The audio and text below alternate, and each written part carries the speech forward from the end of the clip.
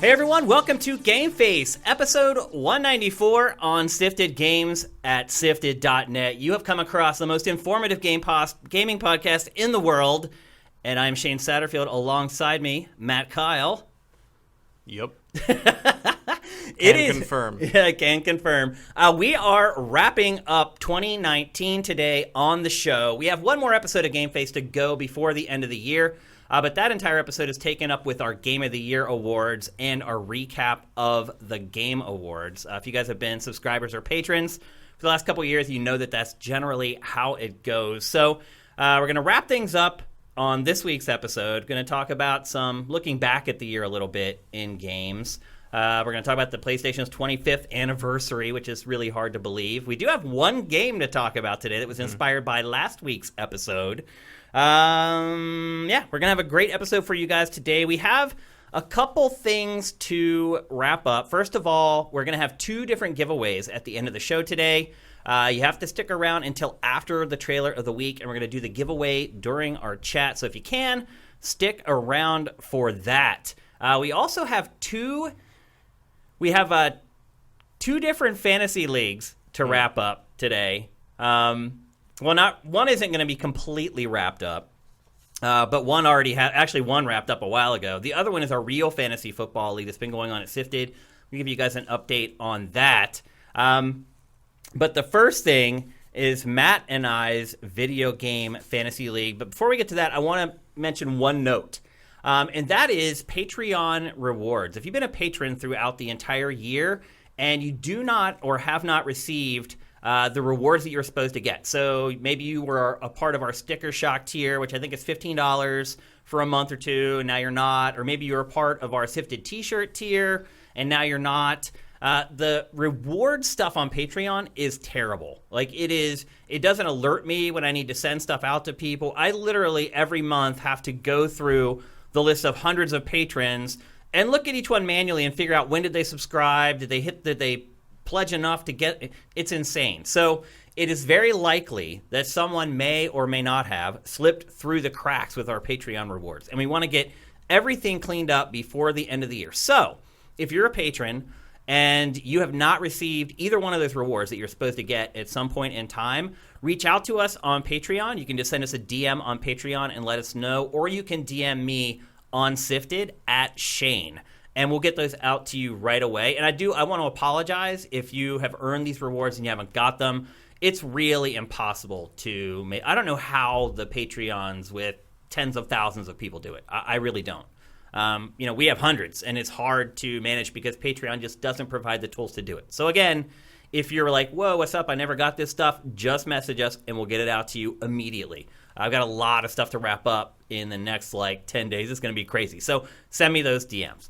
Now, let's get to our fantasy leagues. We're going to start off with the Video Game Fantasy League. We draft that every year in usually the first episode of the year, and we'll be doing that again here in about a month or so. And for those of you who maybe don't know how we do it or what we're doing, basically Matt and I take turns picking games. And we picked 10 games. This year we picked 10 games and 2 alternates. The first couple years we didn't have alternates. Mm-hmm. And if a game ended up being delayed out of the year, you just get a 0 for that game. And how it works is we go to Metacritic. We figure out what the Metacritic average was for each game. We add all those up. And whoever has the most points at the end of the year wins the league. And then this year we instituted 2 substitutes. So if 2 games were delayed out, you could swap those in with your alternates. And that still was not enough for me. Okay, Jared, at least you're going to get the best pick next year, which is the most obvious first pick in the history of this league, I think. For sure. Jared, bring up the results of the Sifted 2019 Video Game Fantasy League. So, let's see. Let's go through it. First of all, Matt, now that you're kind of looking at this, are there any games of these 22 that you look at and either the score is way higher than you thought, or it's way lower than you thought? I mean, Anthem is much lower than I thought it would be. Rage 2 is a little lower than I thought it would be. I thought I'd be getting at least like an 80 in there. Me too, honestly. And based upon what I played, it to me, it's higher than a 67. And I still don't understand why Youngblood got dinged as hard as it did. Yeah, it got beat up pretty good. I think that Fire Emblem score might be a little high. What, 89? 89, yeah. I like that game. I liked it too. I played it for 60 hours, but that's a really... I mean, I think what strikes me the most, there is one game that scored a 90 or higher. Mm-hmm. One. And it was a remake of a game that's like 50 years And it came out in old. January. Yeah. I mean, that's what kind of hit me the most when I was kind of getting all this data and putting it into this. I mean, honestly, the most shocking thing on that list is that Doom Eternal didn't come out. Yeah. Or Animal Crossing, really. If you recall, I was like, when you picked that. Yeah, but I don't know why. Like, there's no evidence that supports that Animal Crossing won't come out, but Pokemon will. I mean, because Pokemon is an anchor for that whole thing, and we knew that that's where they were. But they just hadn't been explicit enough about Animal Crossing. Well, they hadn't really shown much of it. No, yeah. like it just.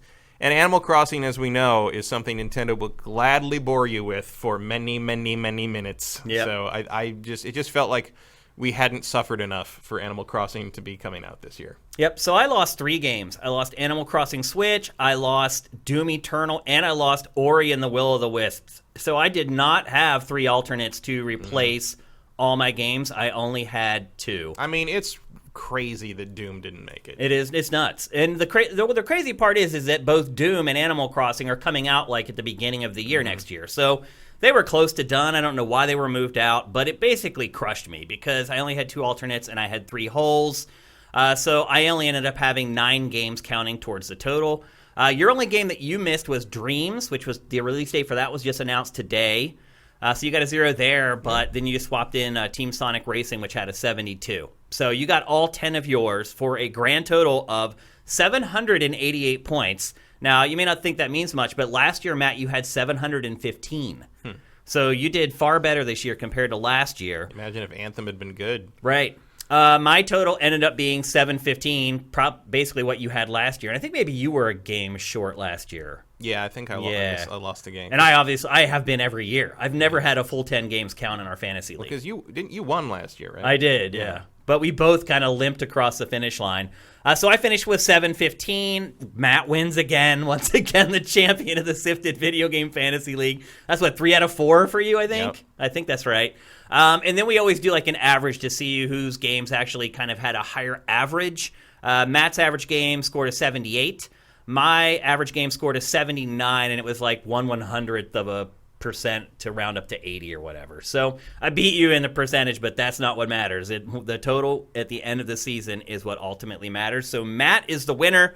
Congratulations, my friend. Another great job. I suck at this so bad. Like I am the worst at figuring out if a game is going to come out or not. I just am. You got to start listening to me. I guess. I mean, we went around and around on Ori and the Will of the Wisp thing, and I'm just like, like no. And you're like, it's been 4 years. I'm like, I don't care how long it's been. That game's not coming out yet. Like, I mean, I was cheating a little bit because I ran into somebody who was working on it at a Christmas party. That helps. And I was like, oh, is it gonna be? It's like, oh, it's coming. I'm just like, oh, that's not coming out next year. That's not. No, we're not. Hey, that's all fair, man. Your private intel that you have, I'm totally cool with that. You can use that to your advantage. I'm totally fine with it. So, congratulations once again, man. At least I've won once.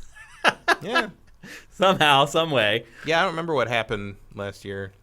Anything else? Bring that sheet back up real quick. Anything else that shocks you from this rundown of kind of the biggest games of 2019? I mean, not really.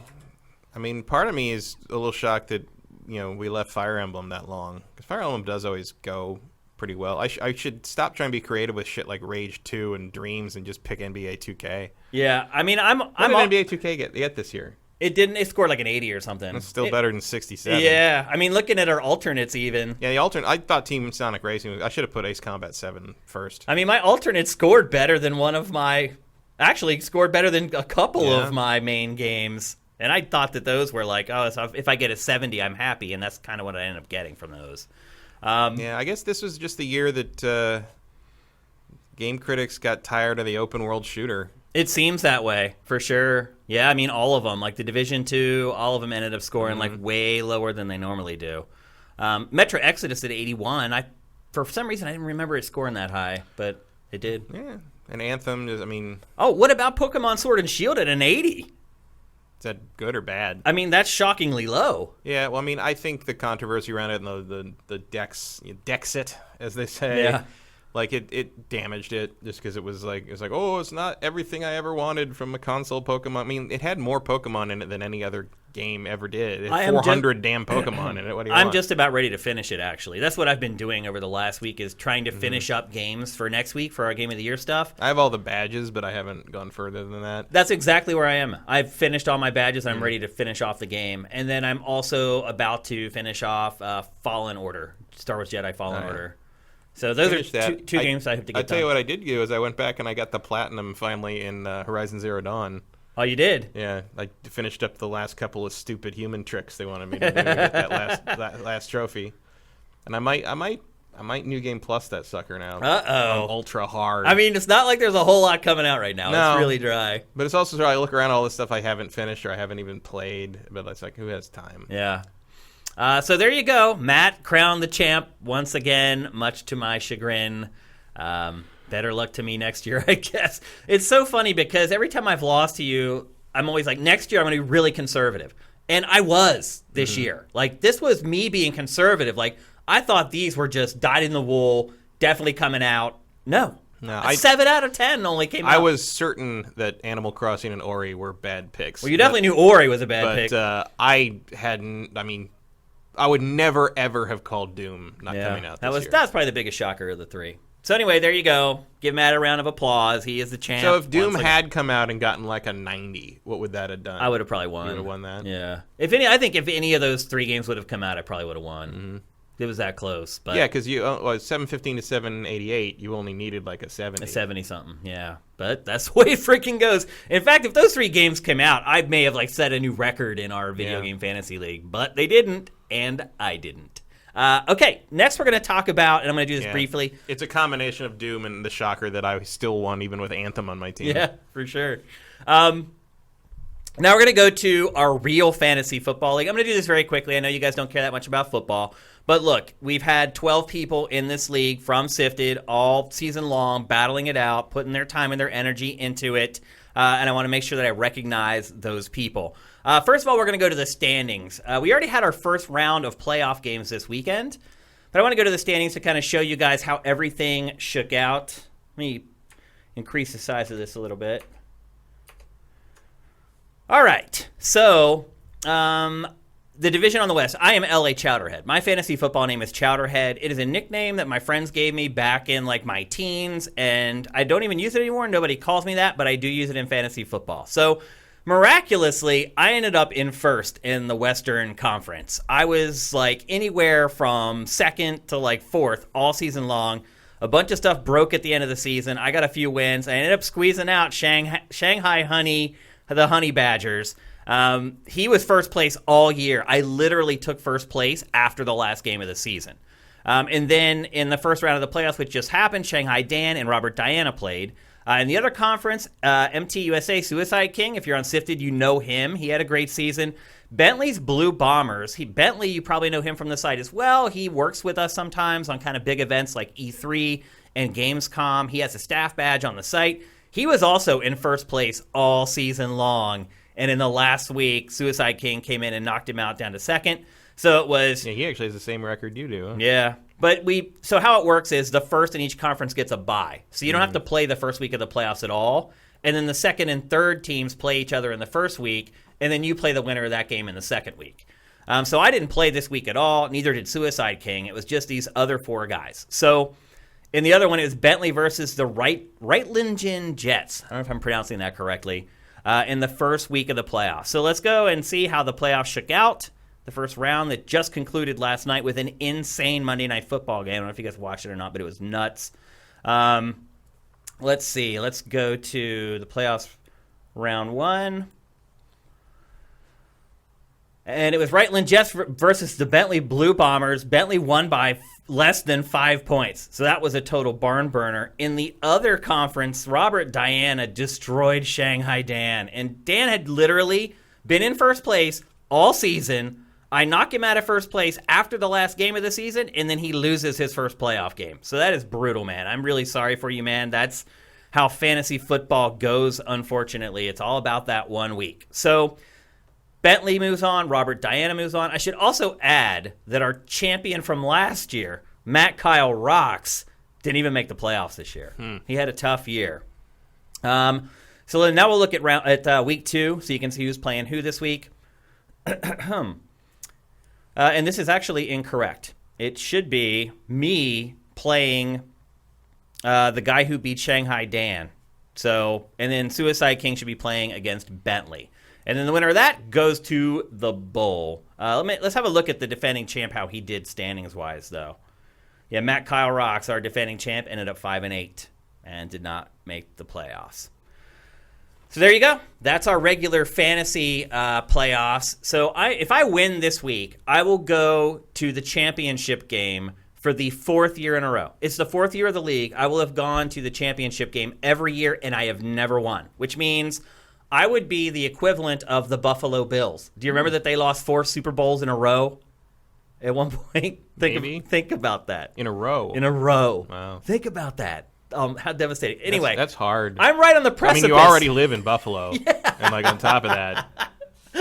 I'm right on the precipice of doing that in the Sifted Fantasy League. I could lose. I mean, I don't even think I'm going to win this week, to be honest, so it's probably not going to happen. But I could potentially lose the Sifted Bowl 4 years in a row. I think I would rather maybe just not go to the bowl because I don't think my team's good enough to win it. So anyway, we'll see. We'll probably update you guys on who ultimately won the league in the first week of January because this won't be settled until 2 weeks from now, and I'll be gone for the holidays. So good luck to everybody left. I honestly hope I don't win. I don't want to win the Sifted League, but I'm not going to, intentionally lose because that messes up the integrity of the league. But I hope somebody else wins. I don't need or want to win the Sifted Fantasy League. So good luck to everybody left. I hope you beat me. I hope I don't win, but I'm not going to let you win. All right, let's move on with the bulk of the show. New information. It seems like every week now we're getting new patents for PlayStation, Matt. Mm-hmm. This week it was not a controller patent itself, which we already got. This was a patent for a new feature for the DualShock 5 where you can essentially share playing the same single-player game with someone else. Xbox already has a feature like this. It's called Copilot, which is weird because it's had it for a while, but it was never like a story. It's one of those things where they announced it and it's there. And to be fair, Microsoft kind of positioned it as an accessibility thing where they're like, hey, if you have this person who maybe is disabled and they can't, get through a certain part of the game, you can jump in and help them without them kind of being booted out of the game. And I do not know if Xbox Copilot does this or not. But one thing that I thought was kind of cool about what PlayStation is doing with the DualShock 5 is that people can do it remotely. So somebody could be on the other end of the country, and you can play games together. They can take over. I think Copilot does do that, though, actually. I believe it does. I don't think you have to be local. I'm not sure. I'm not 100% sure on that. But PlayStation is taking it an extra step in that it also has, and let me make sure I get the terminology correct for this. They are using an input aggregation server through the cloud in order to combine the inputs for remote play. But what that also does, it allows you to have other users be a part of your play experience. So I guess the way that it was described in the patent is people can vote on who gets to play next or who controls what in specific games. People are speculating that there may be games developed around this functionality by itself, meaning there's a game where there's one character, but the two of you are controlling it at the same time, and you have to kind of work in tandem, which could be kind of cool. Yeah, kind of a smaller scale version of Twitch plays Pokemon. Yeah, I guess that's a good way to put it, actually. What do you think about this stuff? Do you think this is not a big deal, and it's just like Xbox will be like, wait, that's right, I forgot that Xbox had that functionality? I mean, it's a big deal if you need it. More accessibility is good, and obviously Xbox is kind of ahead of the game with their the accessibility controller and all the research they've done on that. In terms of building a game around it, maybe I don't know. I feel like Sony does have a history of sort of leaning into stuff like that, not for a disabled accessibility thing, but it kind of reminds me of Hidden Agenda.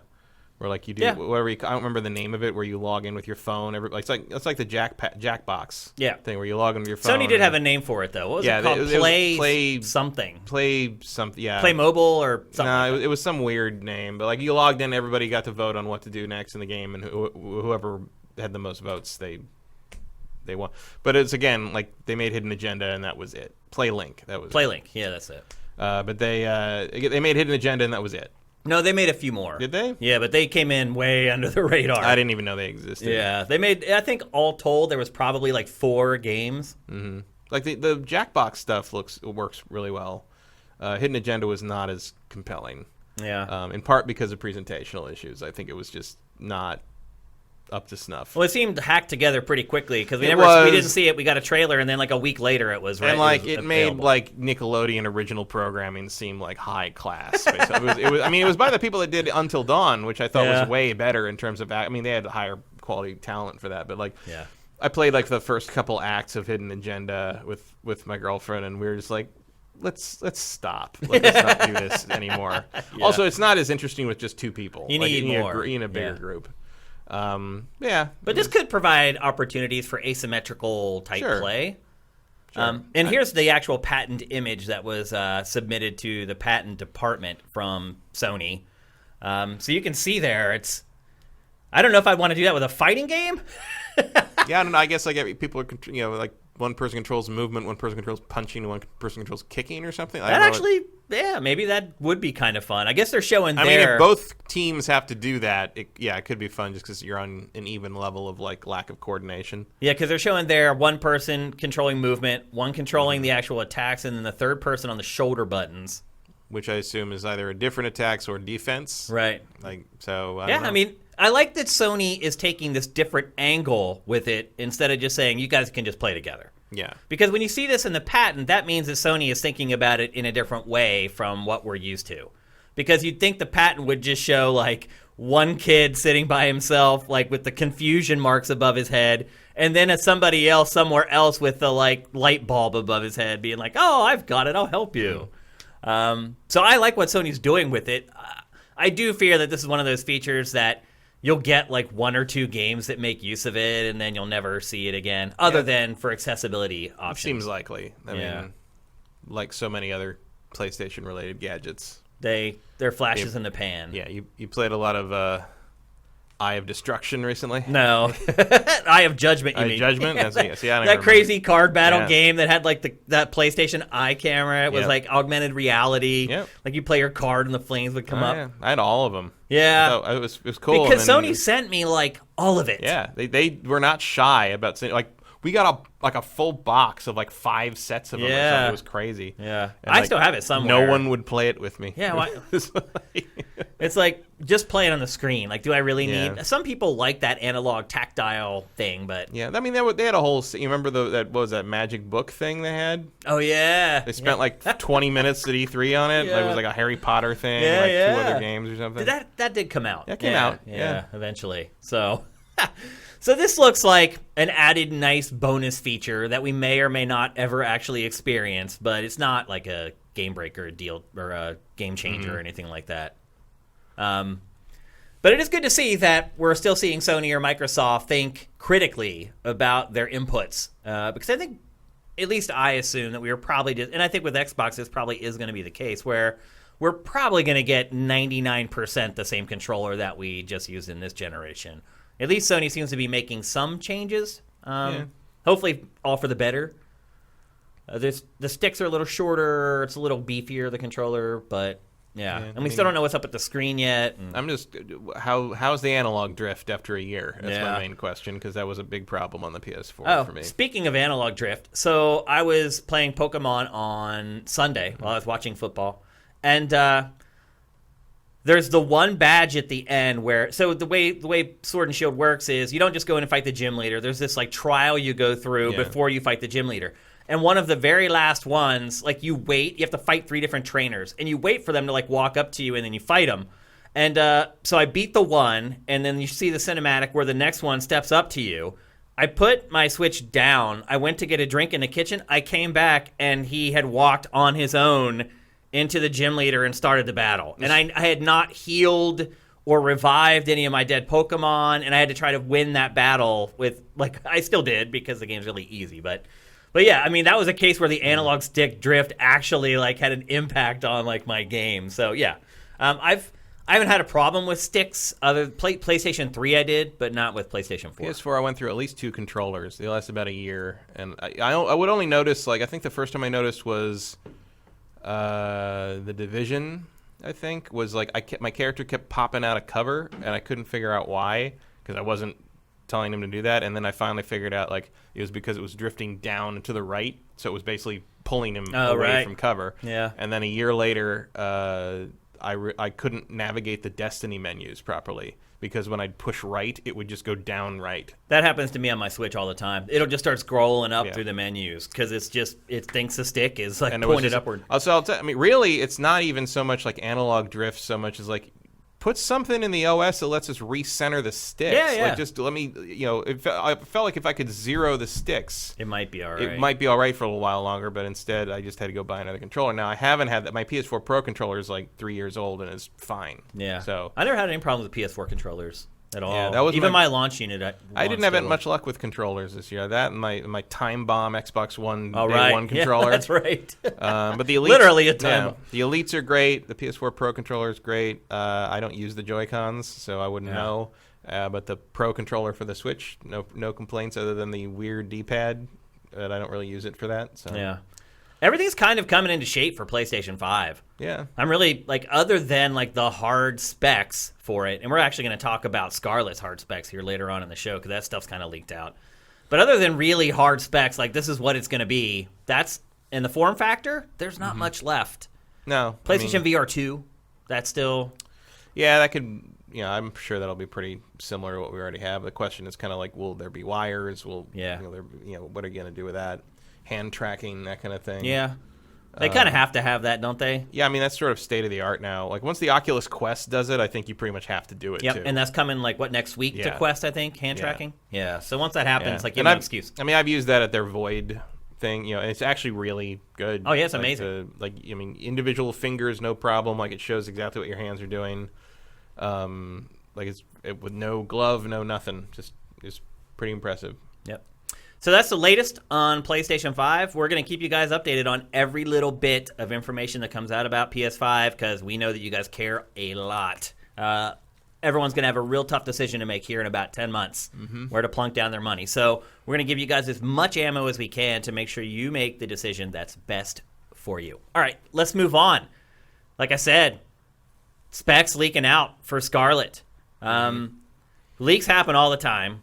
And a lot of times when we get leaks, we look at the source and then we decide whether it's worth sharing with our audience based upon the validity of the source.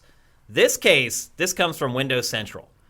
Windows Central is known for breaking Xbox stories. Yeah. It has done it for years and years and years. So whoever they have there is a very well-placed person who absolutely has access to what would otherwise be classified information. And it also lines up with a lot of chatter I've heard from various dev friends. Yeah.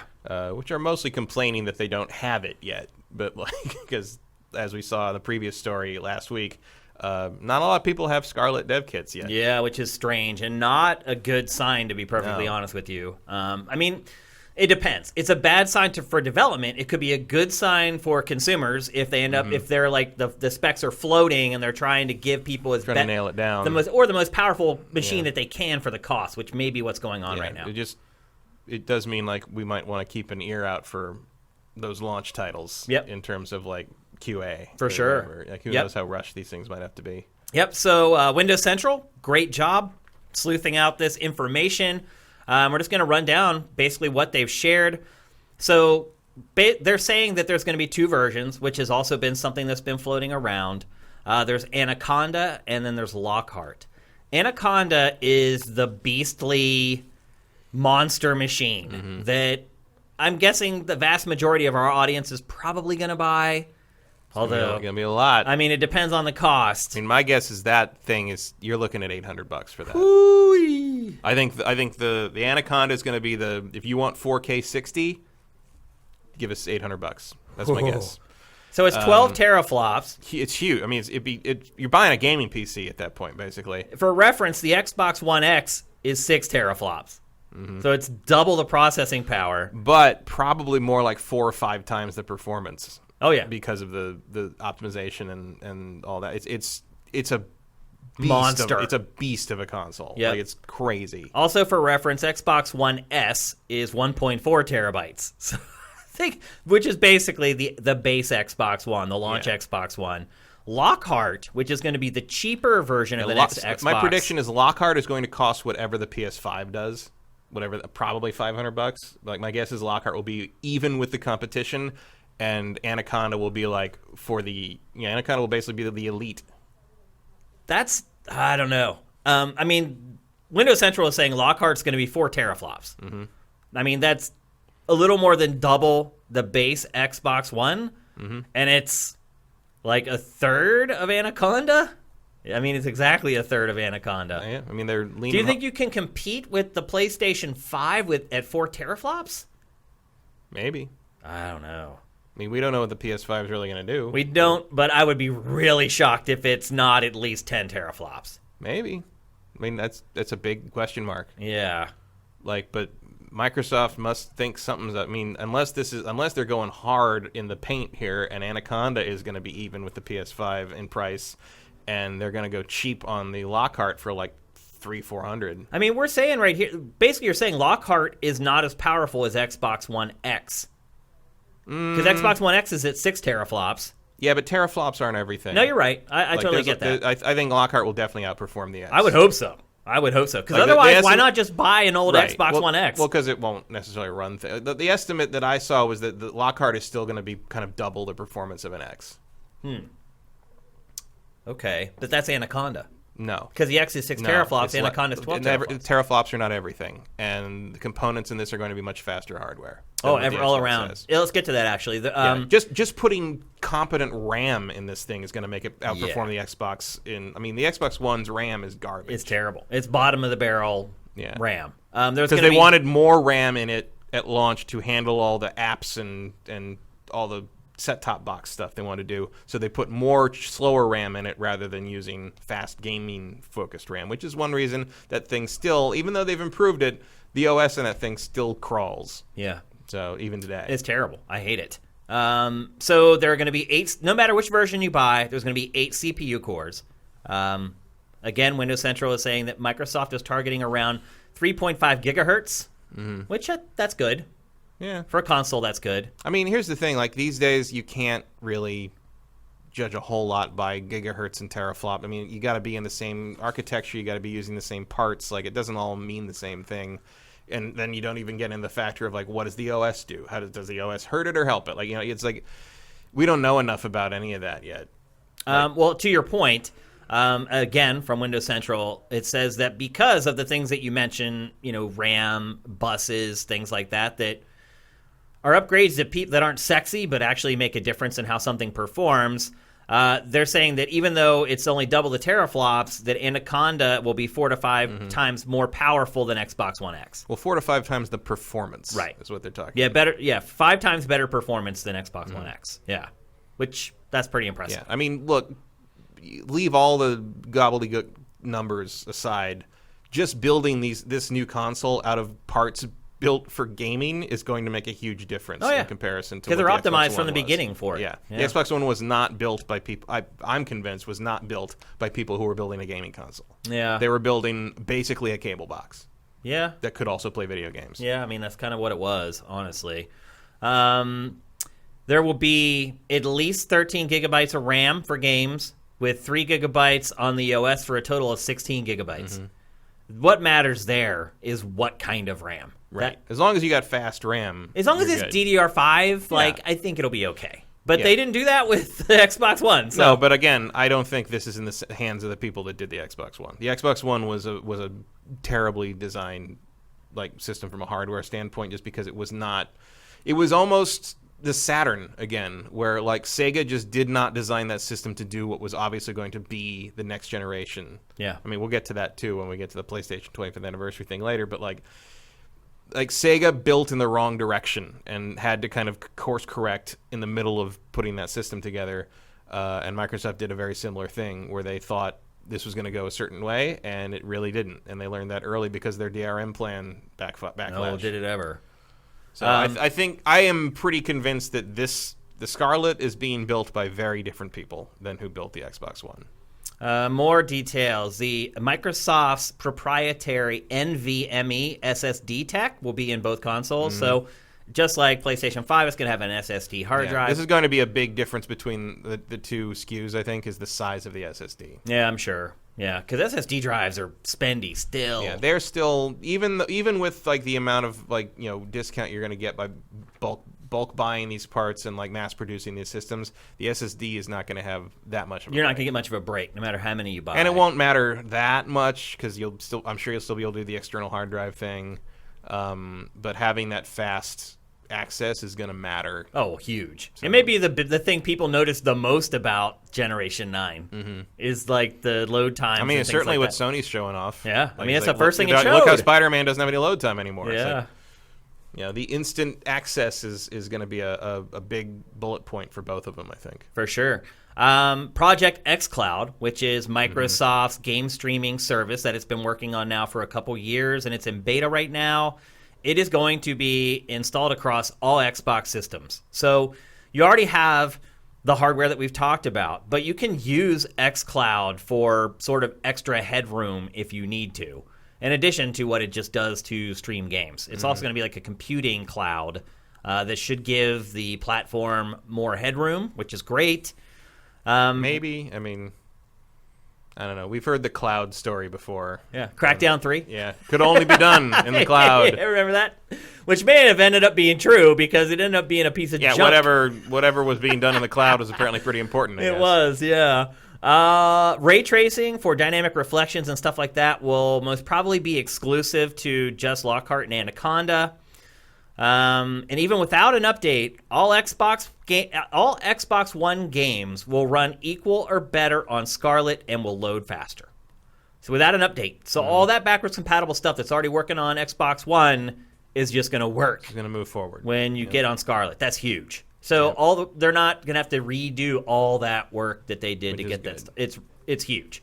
You feel more positive or less positive about Scarlett after hearing this stuff, Matt? I mean, like a little bit of both, I'd say. Like, I'm more positive in the sense that, like, clearly the power is going to be where it needs to be. Instead of Xbox One, where it was underpowered. But a little more negative because it's going to hurt the wallet.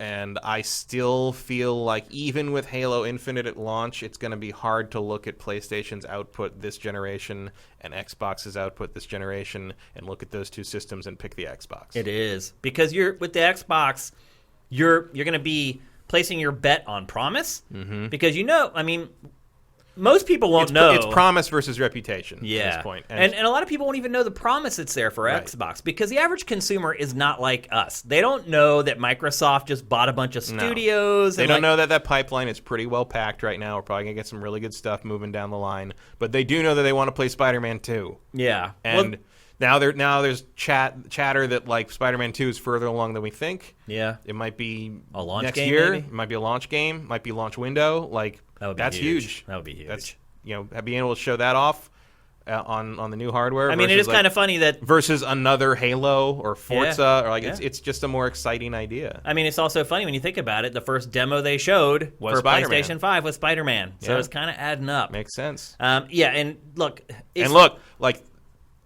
I mean, obviously we don't know everything that's going to launch with the Xbox. I have a very hard time thinking Microsoft's going to pull anything out that's going to make me more interested in Ghost of Tsushima. Yeah. That's just me. That's me personally. But as a Sucker Punch fan and a Samurai fan, like, I'm very excited for that game. Like, you're not going to pull me away from that with another Halo. I'm sorry. Like, it's just, I think it's going to be, I think the odds are tilted very heavily in Sony's favor right now. I would agree. I think it's going to take a big mistake on Sony's part for Microsoft to have not impossible. It's not. I mean, we've seen it over and over and over again. So and it looks like they are coming back to E3 because they have not canceled their press conference, which they had by this point last year. Yep.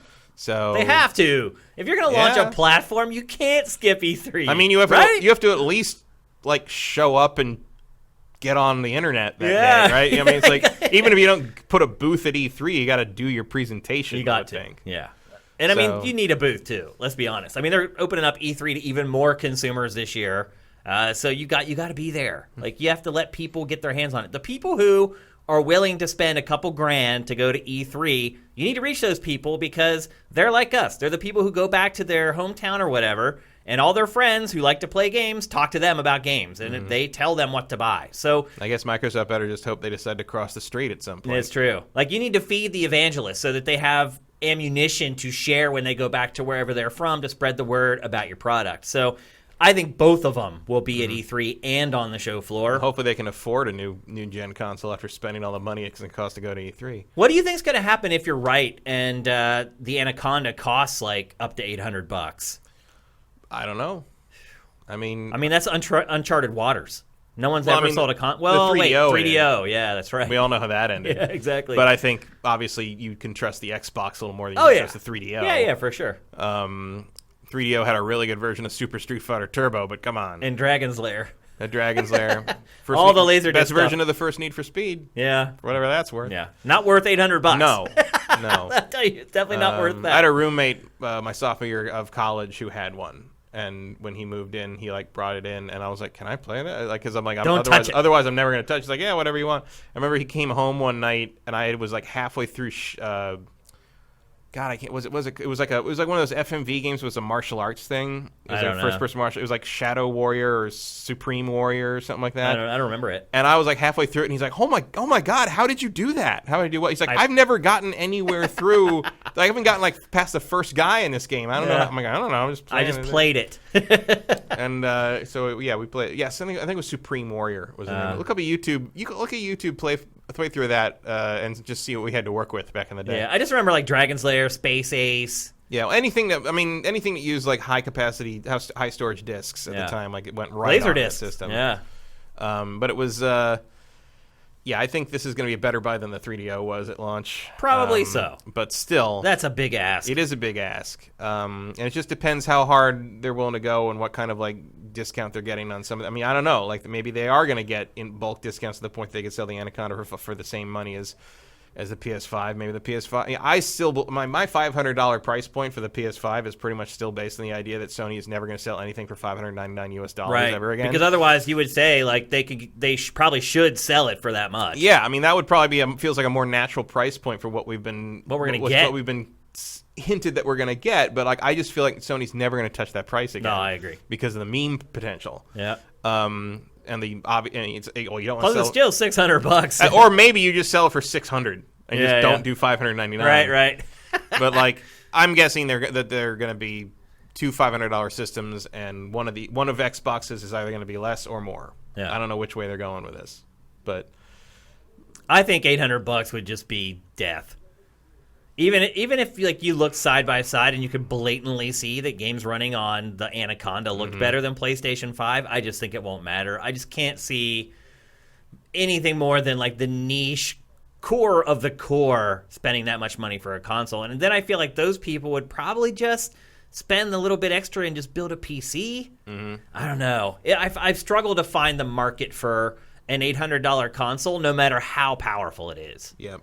It's tough. Although, really, I mean, if you can make it functional on the level of like an $800 video card, especially with the ray tracing, That's true. like it's Yeah. still a better deal-ish. But then you have the justification that PC can do other things. Right. I don't know. Yeah. It's it was not Way of the Warrior. That was a very different game. That was a normal fighting game. I'm talking about it's a first-person FMV game. I don't remember Supreme it at all. Warrior. I think it's called Supreme Warrior. Interesting. It was first person. It was like a Dragon's Lair react to the video thing. Way of the Warrior was very different. It was like a Mortal Kombat ripoff. This was a first person Dragon's Lair martial arts game. So It was bad. So based upon these specs, you're saying, one, the price is going to be really high, but two, you still struggle to figure out how it will compete with PlayStation 5. I mean, I'm sure I will have both of them eventually. Well, yeah, we will. We have But to. like, if I was only going to get one, I don't know what Microsoft could do to convince me to make it that one. I know. You know, because like, It has to show a lot of software over the next 10 or 11 months. I mean, that's really what it comes down to. and you can tempt me with some stuff, but like, it's basically I am getting a PS5. Yeah, no doubt about it. To play Ghost of Tsushima. I mean, and everything else that I'm comes just getting after a PlayStation 5. Yeah. Like, I'm not even saying because of one game or whatever. Like, I'm just getting one. Yeah, like I'm definitely getting one, and Ghost of Tsushima at launch is probably the thing that's going to make it guaranteed. I'm getting a PS5 at launch. Will I get an Xbox at launch? We'll see. Yeah, I will. I mean, I'll get both, but I mean, chances are most people can't do that. Most people can't do that, but also like if I was just going to pick, if I did get both, it would be because I feel an obligation to talk about both on this show, and not because I would want to do it independently of that. Right. If you were just a consumer. If I was just a consumer, I would just probably get the PS5 and then wait and see if the Xbox became worth it later. Yeah.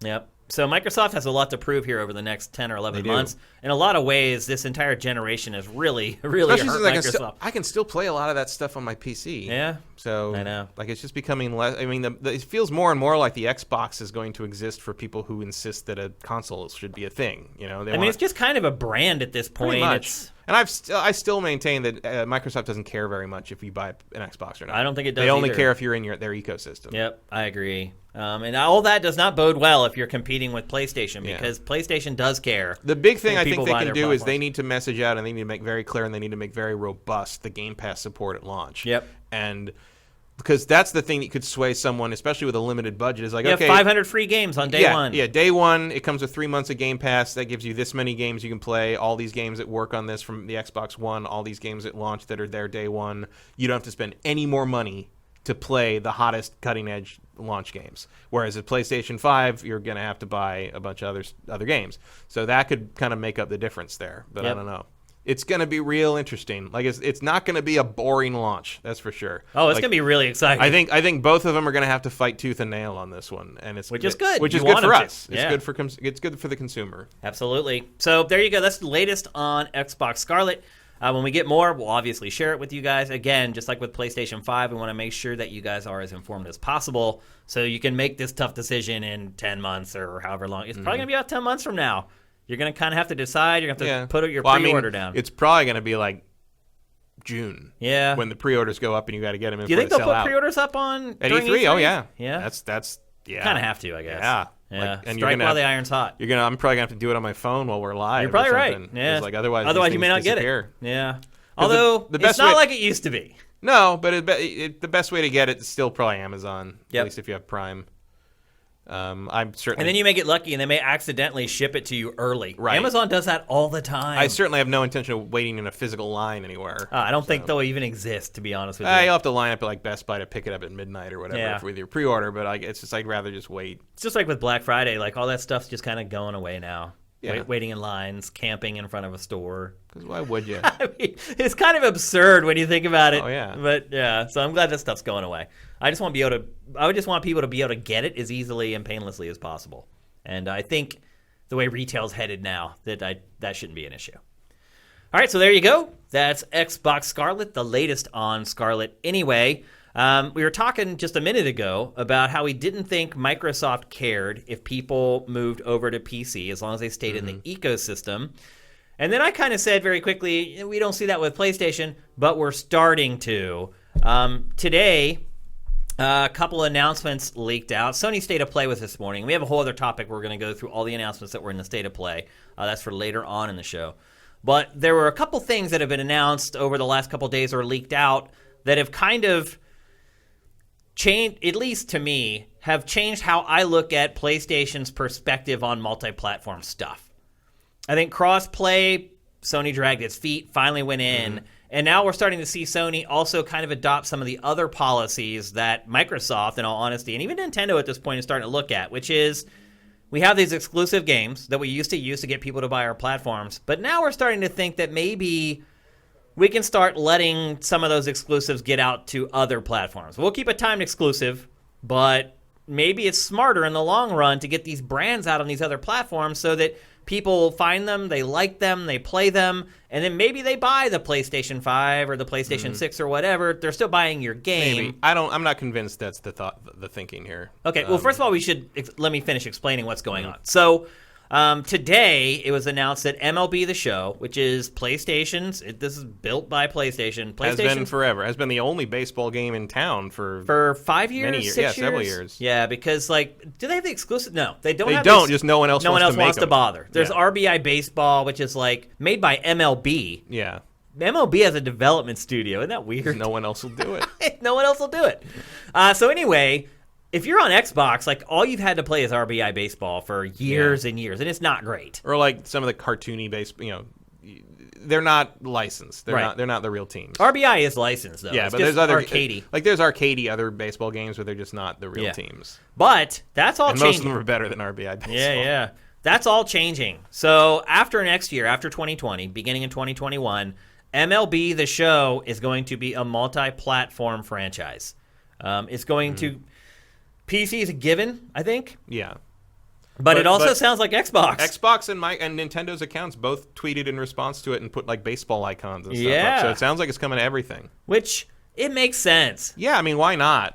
You're the only game in town. I can't imagine too many people are buying PS4s specifically for the show. No, it's just a value add. You might and baseball is on the wane. It's my favorite sport probably to watch, and if I'm going to watch a sport, certainly to go to in person. I played it when I was younger. My dad loved it. I like baseball quite a bit. Baseball movies are great. Baseball movies are way better than actual baseball. I'm totally on board with Field of Dreams, extolling of baseball, and I'm that's not true. Yeah. But I believe it when James Earl Jones says it. And it's there's no reason not to spread it around, especially in terms of what's good for the MLB. I imagine they were maybe the ones who suggested this just to give everyone else a chance to play this thing, because the show is a really good game. It's the only sports franchise I buy regularly. Road to the Show is a great mode. They do a great job every year, and they don't get a lot of credit for it. And if you want to spread that love around, I don't see any problem with that. It's you're not losing any PlayStation hardware sales by putting the show on anything else. No, not one. No. There may be there's maybe 5 dudes somewhere, and somebody will probably put it. I saw some people on Twitter. I even sent you something of people PlayStation nuts screaming about how it's horrible and terrible and it's unfair, and it's just who cares? Who cares? If you're not a major shareholder in Sony, go away. It's just pure console wars bullshit. Yep. So the show didn't surprise me. Like you, it doesn't surprise me. It's smart. Sony will just sell more copies. Maybe it gets people to buy the next play. It doesn't matter. They'll sell more of the game. You can maybe put certain things in the PlayStation version that are exclusive and a little more incentive. Or just time it. So it has a few months. The little home team advantage going on. But in general, spread that around. For sure. Let more people play that game. I'm a favor of that. So that didn't surprise me that much. What has surprised me, though, is that today rumors are swirling that Horizon Zero Dawn. I've heard these rumors for a while, a couple weeks now. Maybe it's possible, but here's the thing. I don't think this is a shift in Sony's exclusive policy. I think this is because Kojima's team got this engine running on the PC. You think? Because this is the same engine as Death Stranding. It is, yeah. So I think they're we could just do a PC version of this over, and get some extra money. It's 3 years since the game came out. Screw it. As long as maybe it's easy to do, or maybe they had 50 or 70 Guerrilla Games people working on Death Stranding, and maybe they're hey, we could do this with Horizon, no problem. Yeah, that's true. It's just free money. It is free money. At this point. It's Horizon is not a system seller anymore 3 years later. Yep. And if it works, it could become a thing where you wait a few years, you get a PS exclusive on PC if they have the engine running on it. That'd be great. Do you think it may get to a place where you're only waiting a few months for it to go to PC, though? Not impossible, but I would find that surprising. It doesn't really do them any favors. Even for Death Stranding, they're waiting till next summer. It ends up being about 9 months, I guess. Yeah, so maybe Horizon 2, maybe you do a thing where when the DLC comes out for Horizon 2, the vanilla game hits PC 9 months later or something.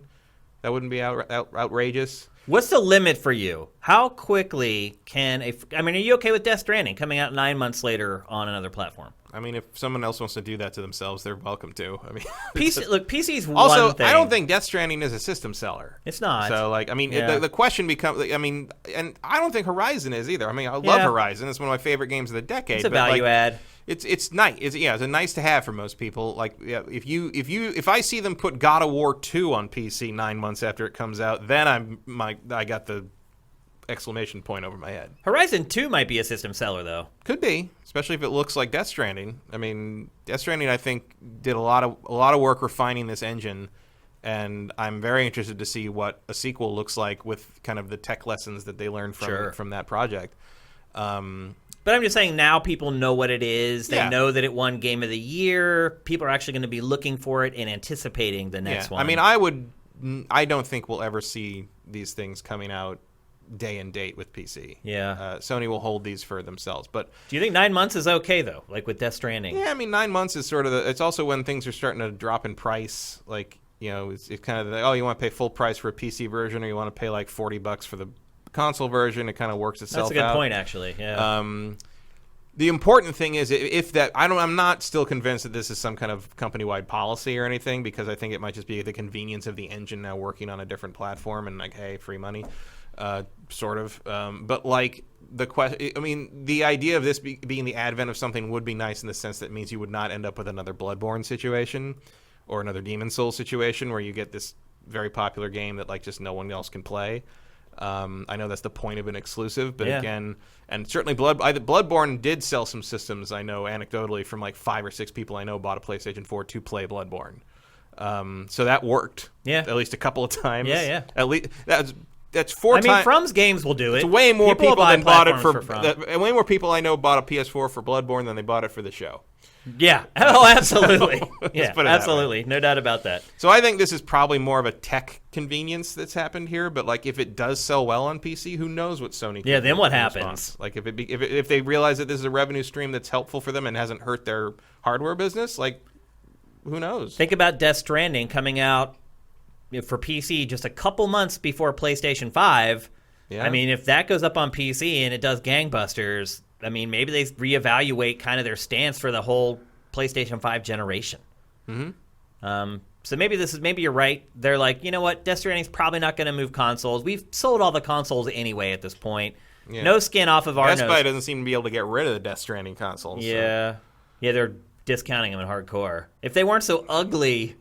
I mean, that's been a problem for all the special edition PS4s, I think. They have. I think they're all ugly. Yeah, there's really not one that really... It has nothing to do with Death Stranding. I just don't... I haven't liked a single one, except I kind of like the Spider-Man one, but it's just the spider logo on a blinding red system, and I don't want that staring at me all day. But yeah, I mean, the Death Stranding one's awful. It's just got, like, the weird footprint on it. Handprints. Yeah, handprints. Yeah. No thanks.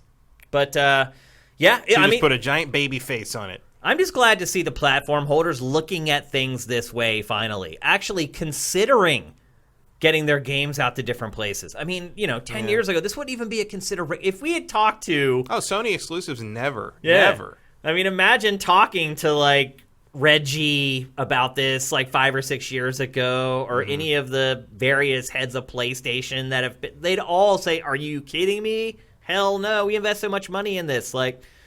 But the times they are changing. Like, everything's just kind of opening up. That's just kind of the way, not just with games, but with everything. Mm-hmm. So this is kind of also, I feel, especially with PC, there's an element of, like, if they haven't jumped over to consoles yet, they ain't gonna. They're hardcore PC gamers, yeah. So, but, like, at the very least, it means that my few PC snob friends can stop being dicks about not playing Horizon. And it's like, well, maybe I'll play it one day if they ever put it on PC. Oh, now they put it on PC, smart ass. And now you can play this really great game that for some reason you refuse to let yourself play because it's not on your master race console thing. Like, it's like bizarre. I mean, I know a couple of them I know they can afford a PS4.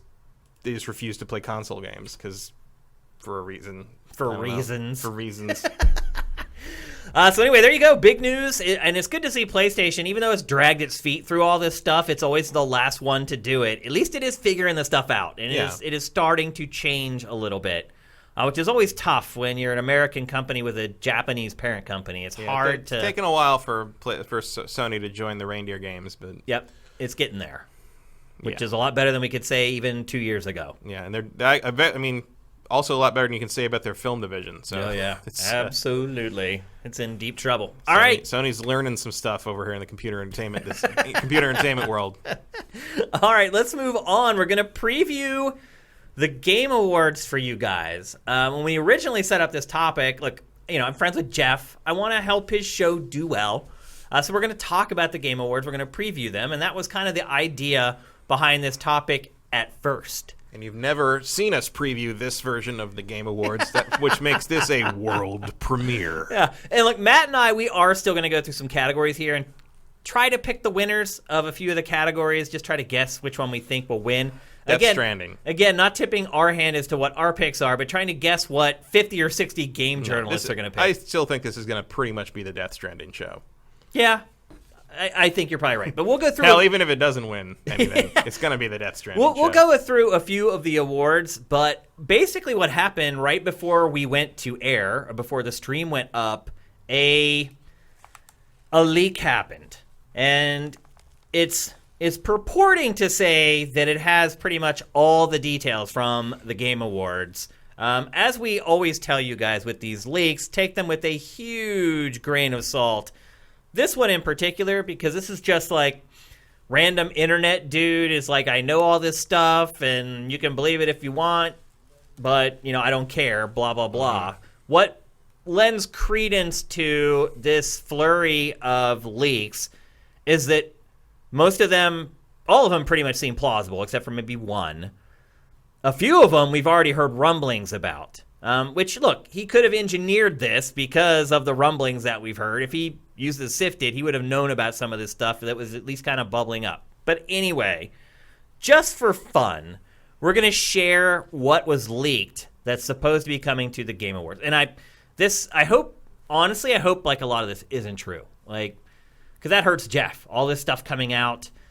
Mm-hmm. But look, I'm friends with... On the other hand, it's a pretty solid list. It is. And it probably would get people to tune in. Yeah. But at the same time... I certainly wouldn't not watch just because I know about it, because I want to see this stuff. Yeah. Like, that's the advantage you have, is like, even if you tell me this is going to be on the Game Awards, I'm like, cool, I can't wait to see it. Like, who cares if you tell me about it? Yeah.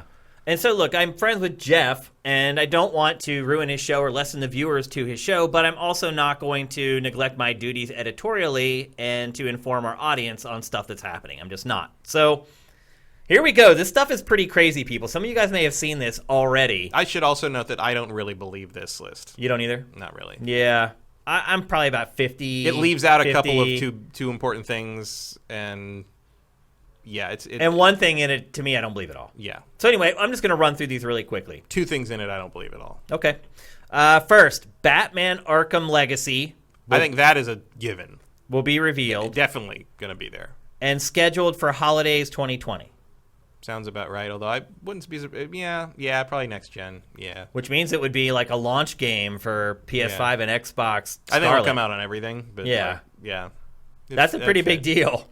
Yeah, I mean, they teased it like months ago on Twitter. Like, it's just about damn time. About damn time. It's been half a decade since Rocksteady put a game out. But is this Rocksteady's it's not Rocksteady. It's I was like, wait a minute. Rocksteady's doing Suicide Squad. Yeah. Mark my words. Yeah. This is Montreal. Yeah, it's a new studio? No, they've been doing stuff for years and years. They did the Shadow of War stuff, the Shadow of Mordor stuff, and they did Arkham Origins. Yep. So they were doing Suicide Squad, but then didn't.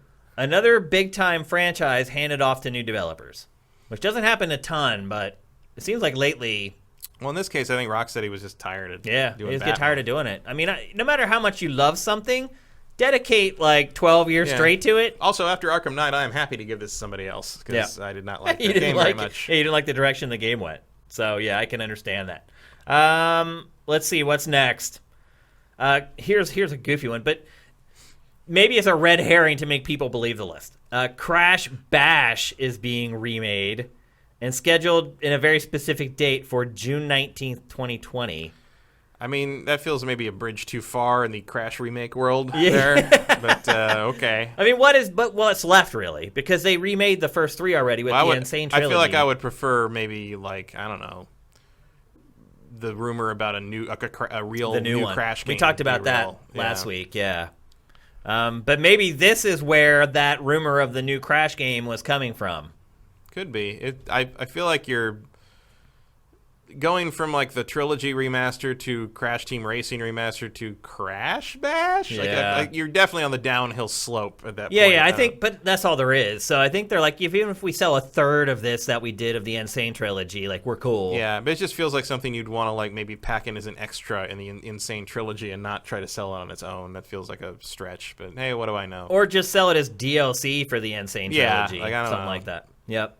I'm right there with you. It doesn't make much sense to me, other than the fact that Insane Trilogy sold. Yeah, I mean, I'm not saying crazy. it's not real. I'm just saying, okay, whatever. Yep. Okay, next up, and this one ended up being revealed today. It's Resident Evil 3 Remake revealed, and in this note it says the release date is unknown. But in the trailer today, if Jared will flip to it, it gives the release date. Right. So.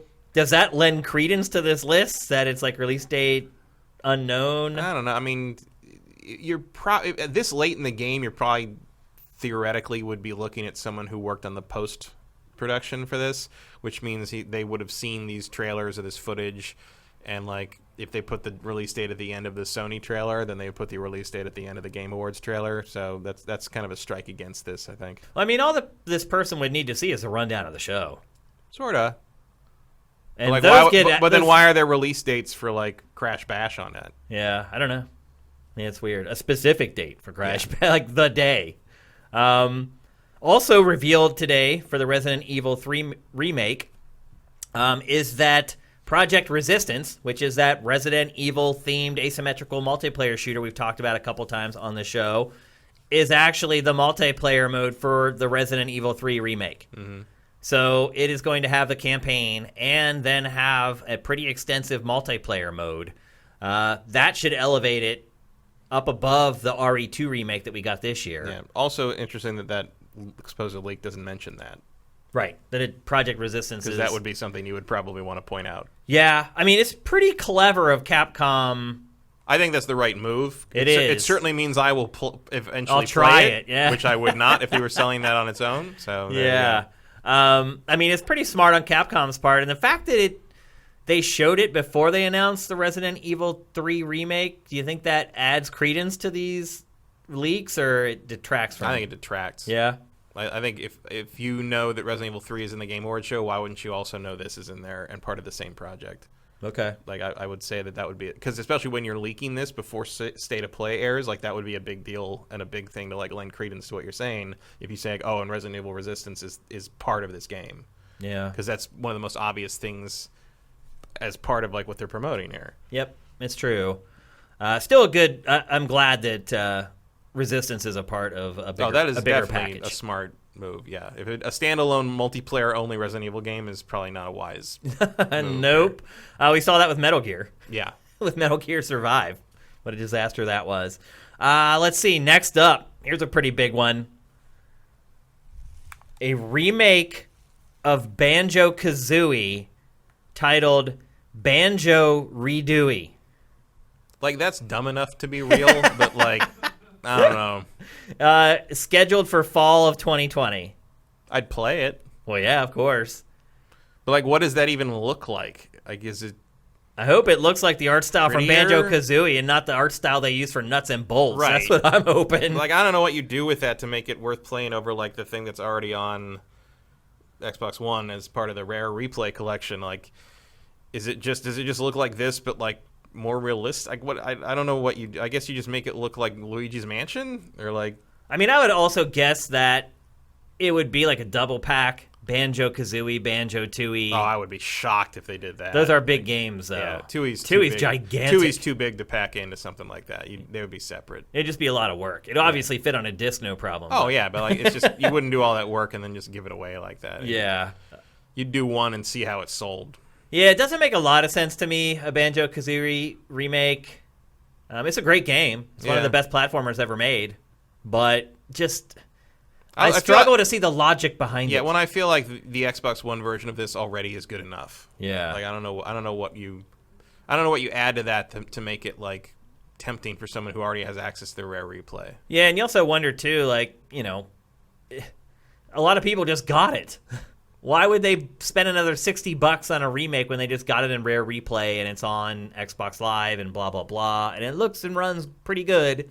This is one of the rumors to me, even though the title is perfect. Yeah. This is one of the ones that kind of sends up red flags for me. It doesn't compute for me, I guess is the best way to put it. Next up, PlayStation All-Stars Battle Royale 2. That has been rumored for a while. The first game was completely forgettable. Yep. And the biggest problem is that PlayStation just doesn't have the characters to fill out a big roster for a game like this. Well, and also I think the way they worked the combat just didn't function. Like, it was not as compelling. No, for sure. As what Smash Regardless of Brothers the does. characters, just wasn't as good a game. Yeah. Bottom line.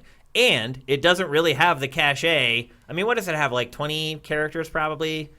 It's something like that. I don't remember. I mean, it had a pretty good roster. But a lot of them were from like third-party games and like indie stuff, and and also like they just don't gel together the way Nintendo's crew does. Like, because Nintendo obviously has, Smash Brothers has some like crazy additions, especially recently as they sort of run out of like core characters to use.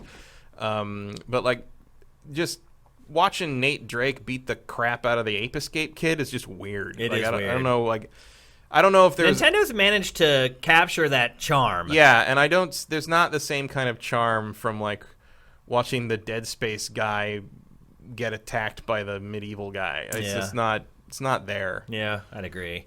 But I think I don't see any reason to try that again. But like, the game didn't sell that well. No, but they probably figure we need to be in that space. We need to have Sony a first-party fighting game. Yeah, Sony might just see those Smash Brothers dollars. Like, if we can get a third of that, we're cool. We're good. Yeah, I mean, you think about like Detroit or whatever, it probably would outsell Detroit. Maybe. I mean, one thing I would say to do with that would be like make it more than just fighting. Like add some other, make it more like kind of an Olympics thing. Like, and we could finally get Uncharted karting. Right. Uncarded. Uncarded. That's the only thing I would think is like, don't just straight rip Smash Brothers off. Like, make it Which is more, what they did. Make it more of like the PlayStation characters get together to like compete, party, things, have fun. sort of thing. Yeah. Okay. Next up, Karaoke, man. Yeah. Next up, Tony Hawk's Pro Skater 1 and 2 remake. Skater. You'll unlock scheduled for stories summer and 2020. inspired by the real pros. I mean, I'd play it. Yeah. If they did it right, as opposed to the HD version that was not. Was a piece of very junk. Good. Yeah. I think that was Beanox that made that. Yeah, I think that's right. And I mean, that Beanox also made the god awful Tony Hawk's real skateboard like peripheral game. Wow. They made a couple of decent Spider-Man games though. They did. Yeah. For whatever reason, the Tony Hawk franchise just has not worked for them. So hopefully, if this is true, that they have other developers. Neversoft isn't around anymore, so it can't make it. Like, I don't know. I mean, it has been interesting to me that like Tony Hawk has been in like internet media a lot the last couple of weeks. He has. He's been doing some stuff. He's been talking too about about Activision. There's a Tony Hawk Pro Skater in development of some I form. watch a lot of skate videos on YouTube, and I've caught a couple interviews with him recently where he's like, I just came from a meeting with Activision. Mm-hmm. And they're like, oh, really? And he's like, yeah, I can't say anything, but, blah, blah, blah. Yeah. Also look up, I think it was for Wired, he did a YouTube video of analyzing skateboarding scenes in movies, which is really interesting. I bet. In part because he's in some of them. Yeah, he's like the stunt what do you guy. think of this? He's like, yeah, that's me. In the pink shirt right there. But it's fascinating because he does a lot of like he watches like 5-6 seconds maybe of things. He's like, oh, that's this person and this person and that person, and when it cuts to this shot, that's this person. It's not the same guy. And he's like, this trick is cut together with this trick. I mean, all he needs to see is like 15 frames of something. He knows what trick it is, why it doesn't match up with the previous shot. He's like, at one point he's like, really the problem is they didn't have a skater in the edit bay. And I was like, man, that's true. That's a good point. Like, I just think that video. Look up that video. It's just fascinating, even if you don't care about skateboarding, which I don't really. But like watching him able to just process that amount of information, which I have. I mean, he's like.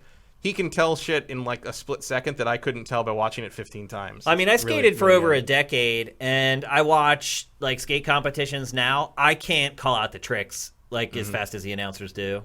Because the other thing, too, is that like skaters now skate switch stance. Mm-hmm. When I skated, you chose which way you're going to skate, either common or goofy foot, and that's the way you skated. Because when I first started skating, the boards weren't even the same on both ends. Like, you had a nose and a tail. Mm-hmm. And then once the board started becoming kind of the same on both ends, people started skating both directions. And so I can pick up most tricks, but I can never figure out whether they're doing it their normal foot or switch stance, because I don't know. Yeah, he calls that out constantly in the video, and it's just like, I don't know what each skater skates normally as. Like, I don't know what is common for them. Does that guy skate switch stance, or does he skate common? I guess if you're personal friends with all of them, I'm sure it's a different thing. Like, I can tell you, all the guys I skated with back in the day, I can tell you whether they're common-footed or goofy-footed. Every single one of them, but he's very interesting. It's very interesting. Yep. And the other thing I didn't realize, because I don't know skate culture very well, he constantly gives huge respect and props to Back to the Future.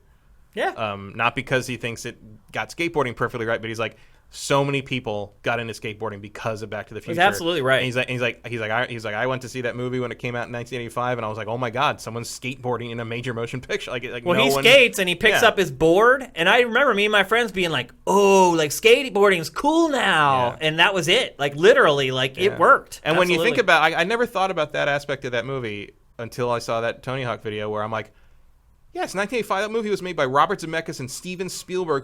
How the hell does skateboarding end up in that movie? And I've known it all along because it worked on me. It just makes sense. Well, it makes sense to us because we were like, oh yeah, everybody skateboard. Like that was a thing that was part of our world and our culture.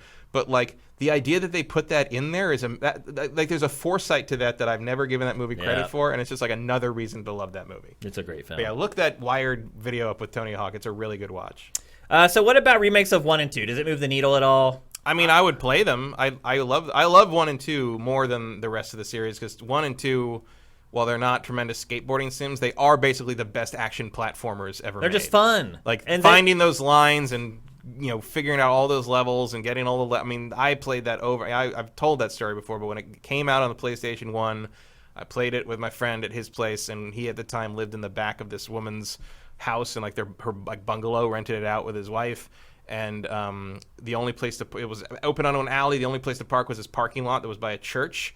And there was this crazy neighbor who would constantly watch the parking lot. And if you parked in there and you weren't going to the church even at 2 in the frickin' morning, he'd call you. He'd try to tell you. And we would argue with him constantly. And like I parked there that one night. We hit a point where I'm just like, I don't give a shit. He's not going to do anything. So I parked there. We played Tony Hawk till like 6 in the morning. I went out. My car was gone. The tow place didn't open. Tow place didn't open till 9. So we just went back in and played 3 more hours of Tony Hawk before we went out to get my car back. Yeah. And then more things happened with that man, you can imagine. But it was just one of those things where, well, guess we got to go play more. So yeah, like even when your car is missing, you can play Tony Hawk and lose yourself in that thing. It's the more complicated the franchise has become, the worse it got. Yes. And to me personally, the more simplified concepts of the first 2 games are absolutely what they should be working on going forward. They should work more on creating bigger levels so you can create more lines instead of overcomplicating the game and including this goofy story mode with a bunch of wooden skaters who can't act. Absolutely agreed. And like for me, this series pretty much ended for me when they added manuals. Wow, that's what a lot of people thought it took off. Which I realize because it's more like linking tricks together and kind of. But to me, it's more interesting to have limitations on it and have the level be the level design. You have to find the level design goes straight downhill as soon as they add manuals because they don't need to make all those lines match up anymore. You can link everything now. I agree, 1,000%. Next up, something that you and I just talked about, and not a big surprise: Metroid Prime Trilogy revealed for Nintendo Switch. Sure. No-brainer. I mean, I always thought that would be at this anyway. Yeah. Like, if there's a place to premiere that, it's clearly this. Yeah. Like, you don't want to blow Metroid Prime 4 to Game Awards, maybe. But, like, to show this is, I bet that's why Reggie's coming back, in part. It could be. I'm sure he's doing some kind of, like, charitable thing as well. Yeah. But, like, the 2 reasons to bring Reggie back is to make him announce something from Metroid and make him announce Mother 3. And we're not getting Mother 3. Yeah, so it's Metroid. It's got to be Metroid. Yep. I think that one's probably pretty safe. Here's maybe a surprise. Sly 5 from Sucker Punch. Yeah, that is a shot. I mean, from Sucker Punch is the bigger shot there, I think. Well, it doesn't say Sucker Punch. I added that. So it could be from another studio. Because Sly 4 was not them. They were. I can't remember the name of the developer. I don't remember it either. But they did a good job. It was fine.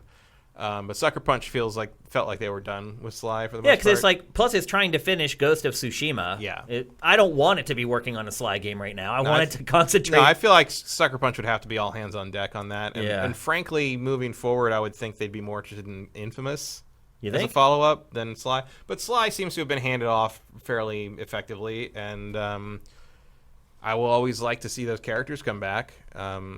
Bentley, Adam's favorite Bentley. Yeah, I'd rather play Sly 5 than have to go play PlayStation Battle Royale to see Sly again, so sure.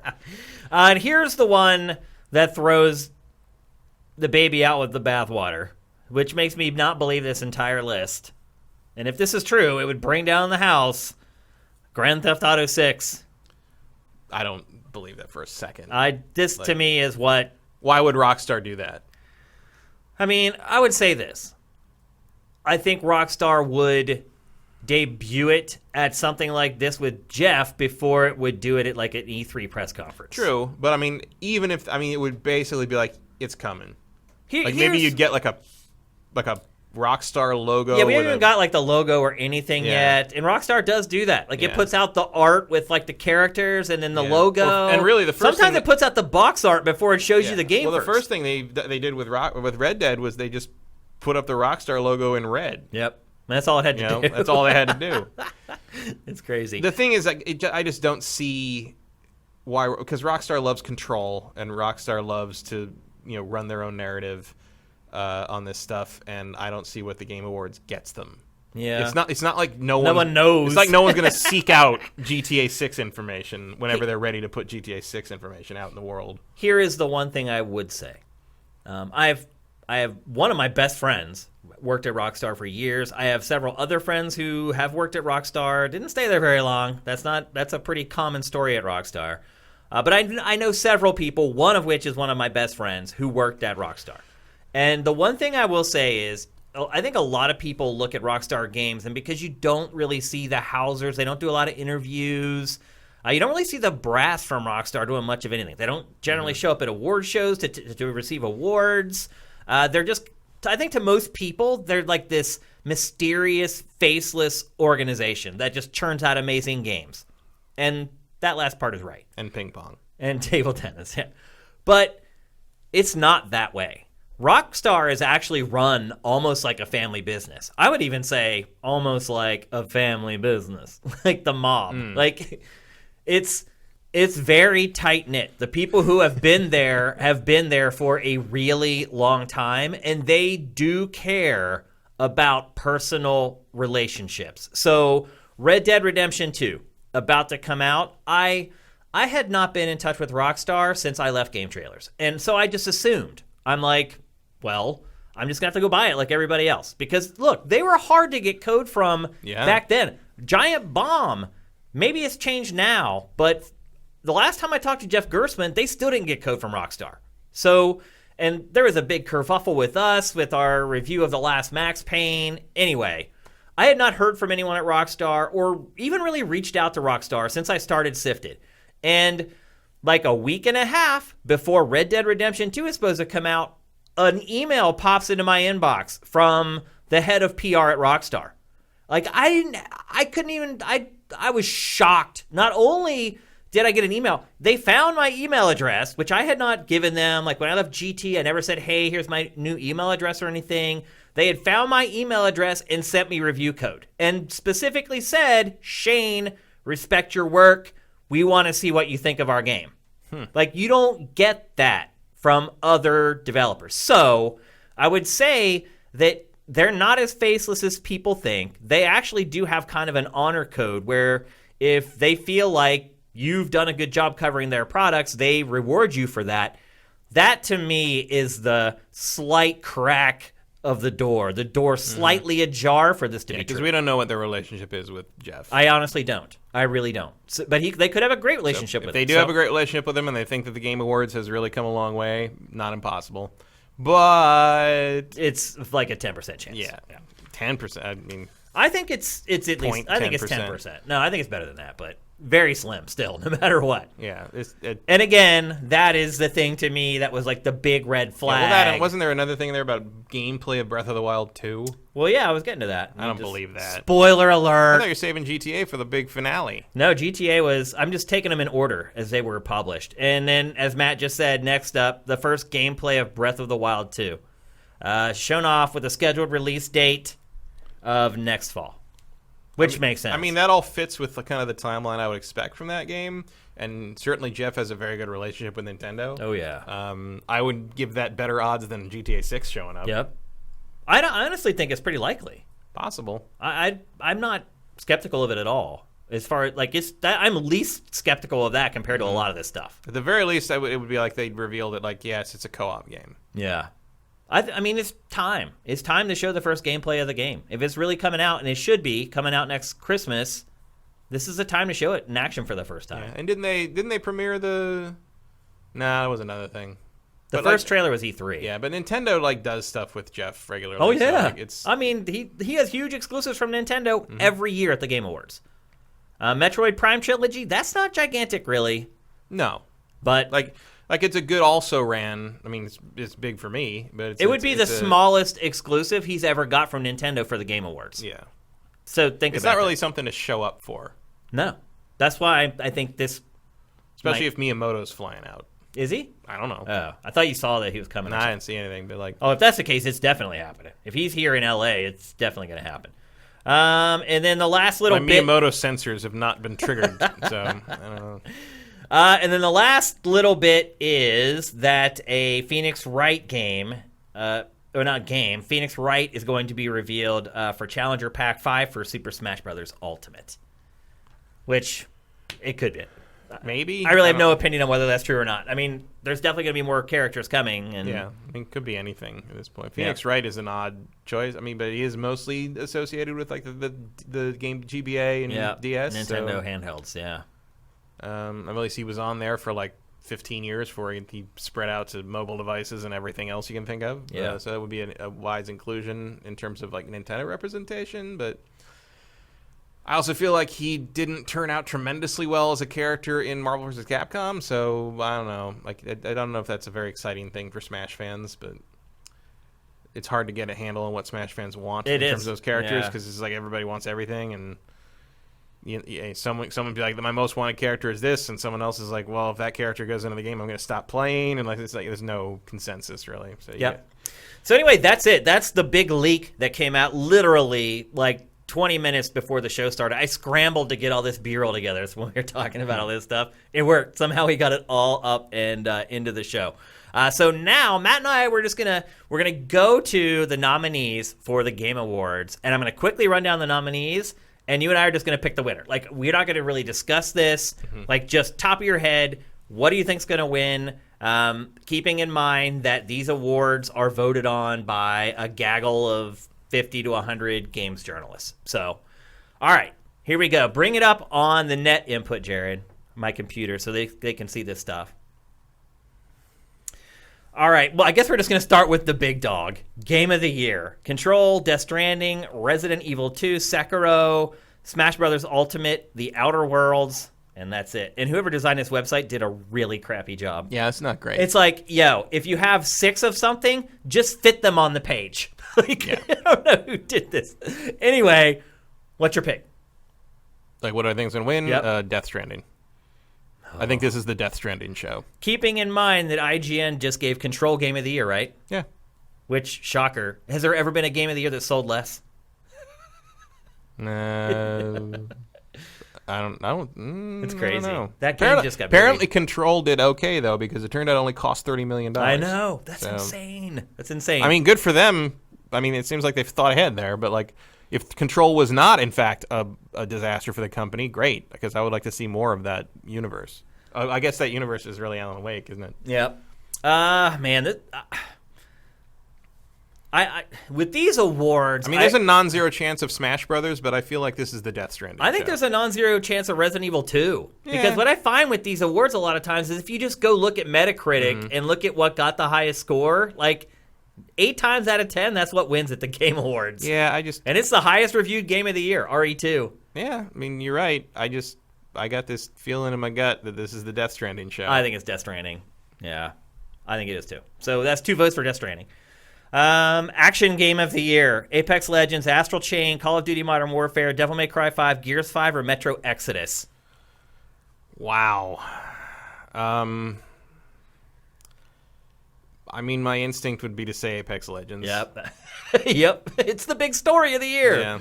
I think it's going to be Apex Legends, too. It's like that is like AAA, 5 for me. That's free-to-play. like 5 coin flips. Like, Yeah. I guess like my favorite game out of that whole lineup was probably Gears 5.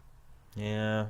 But in terms of what I think will win this in this situation, I think Apex Legends. Yeah, based upon who votes on this, I'm guessing Apex Legends as well. Again, don't draw any insight into this for our Game of the Year awards coming next week, because this is us. Apex Legends will not be on my list. It will definitely I not promise. be my shooter of the year, just so you know.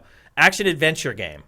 Borderlands 3, again, the genres in these awards are all goofy. Borderlands 3, Control, Death Stranding, Resident Evil 2, Link's Awakening, or Sekiro. Death Stranding. Yep. But I will say this, these awards aren't logical. So just because Death Stranding won Game of the Year, that doesn't mean it's going to win its genre award. True. Which is really goofy. I would also say, like, I feel like whatever maybe doesn't win this might win Game of the Year. So it's like, this is either Resident Evil or Death Stranding, and the Game of the Year is either Resident Evil or Death It'll Stranding. flip. Yeah, that's possible. That's probably true. It'll be interesting to see what Control does in these, though. Yeah. Control is definitely the dark horse, but I wouldn't say it has no chance. Yeah. Okay. Art direction, skip, audio design, community support. Death Stranding. Content creator of the year, blah, blah, blah. Death Stranding. Esports coach. Death Stranding. Look at all these esports. Kojima, Norman Reedus. And look, it's probably all money driven. Like, there's course. sponsors from esports, and that's why there's so many categories. Family game, Death Stranding. I would go. I'd say Ring Fit Adventure on that one. It has a really good reputation among the press. Yeah. It's probably Ring Fit Adventure Smash. Or Super Mario Maker 2. I see all the journalists sharing their levels they've made on Twitter. I think it's either Smash for just sheer popularity or Ring Fit for like good of the nation sort of thing. That's a tough one. Yeah, it's Smash. It's gonna be Smash. It's just too big. Fighting game. Smash. Yep. Indie game. These all the nominees? Yep. That's it. I mean, whoever designed this website, man, must have been on crack. I mean, that has to be Untitled Goose Game. Yeah, definitely. It's the only thing that everyone on the judging panel has played. Yeah. It should be Disco Elysium, but it's not going to be. I'm glad Disco Elysium's just in there. Yeah, Untitled Goose Game's going to win it. It's like the darling or whatever. Game direction. Gee, I wonder. Death Stranding. And it basically, who's the best game director? If there is one category Death Stranding is winning, no question, it's that this is one. it. Because you know who the game director because was. Otherwise, Kojima ain't sitting on a 13-hour flight to come out for this crap. Yep. Games for Impact. We'll skip over that one. Independent game. Didn't we just do this? No, this is different. It seems like it's the same. It's the same except for Katana Zero. Yeah. I think that's still... They won't give the same game twice, so Disco Elysium for this one. Maybe. That's what I'd say. Or just the Goose Game. Although that Baba Is You apparently is something I've not played. Also, Outer Wilds is a darling. Yeah. I mean, Outer Wilds is solid stuff. I mean, they're all good games, but we're just trying to figure out what they're going to pick. I mean, I think it's probably also Goose. Goose. I'll go with Disco Elysium on this one. Mobile game, no one cares. Multiplayer game, Apex Legends. Nope. They'll vote for the Division 2, I bet. You think? Yeah. I think Tetris 99 might be an outside winner there.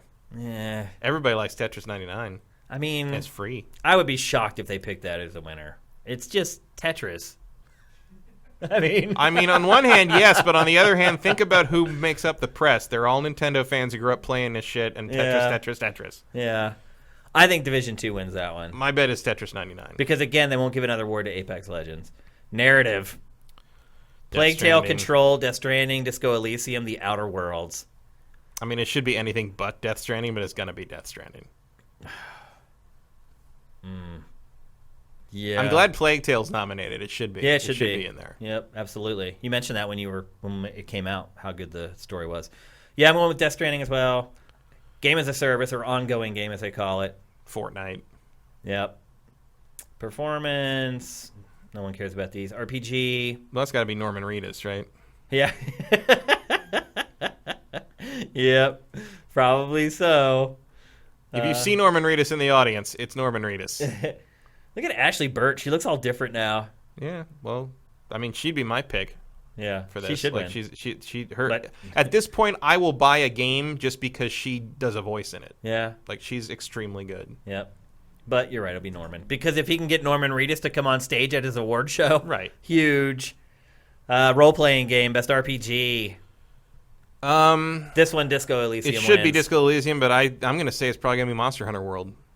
Oh, you're right. Press no, it's love. just Iceborne, though. It's not. Yeah, but they still love Monster Hunter World. I'll go with Disco Elysium on that one. I hope you're right. Score music, sports racing game. That doesn't matter. Strategy game. Age of Wonders Planetfall. Anno 1800. Wow. You know, if they nominated Anno, this category was slim pickings. Fire Emblem Three Houses, Three Kingdoms, Tropico 6, Wargroove. I think it's either Fire Emblem or Total War. It's going to be Fire Emblem. It scored so much higher. Well, actually, Three Kingdoms. Three Kingdoms scored very high. It did, yeah. Yeah. I'm going to go Fire Emblem. I'd lean Fire, but I think it's kind of a coin flip. Because I think more people played Fire Emblem than played Yeah, you're probably right. of the journalists. I think more of them would have taken the time to play Fire Emblem. Yeah, you're probably right. VR AR game. Oh, boy. Beat Saber. Oh, yeah. I mean, it's the VR game of forever. I think they'll get that one right. Yeah. And that's it.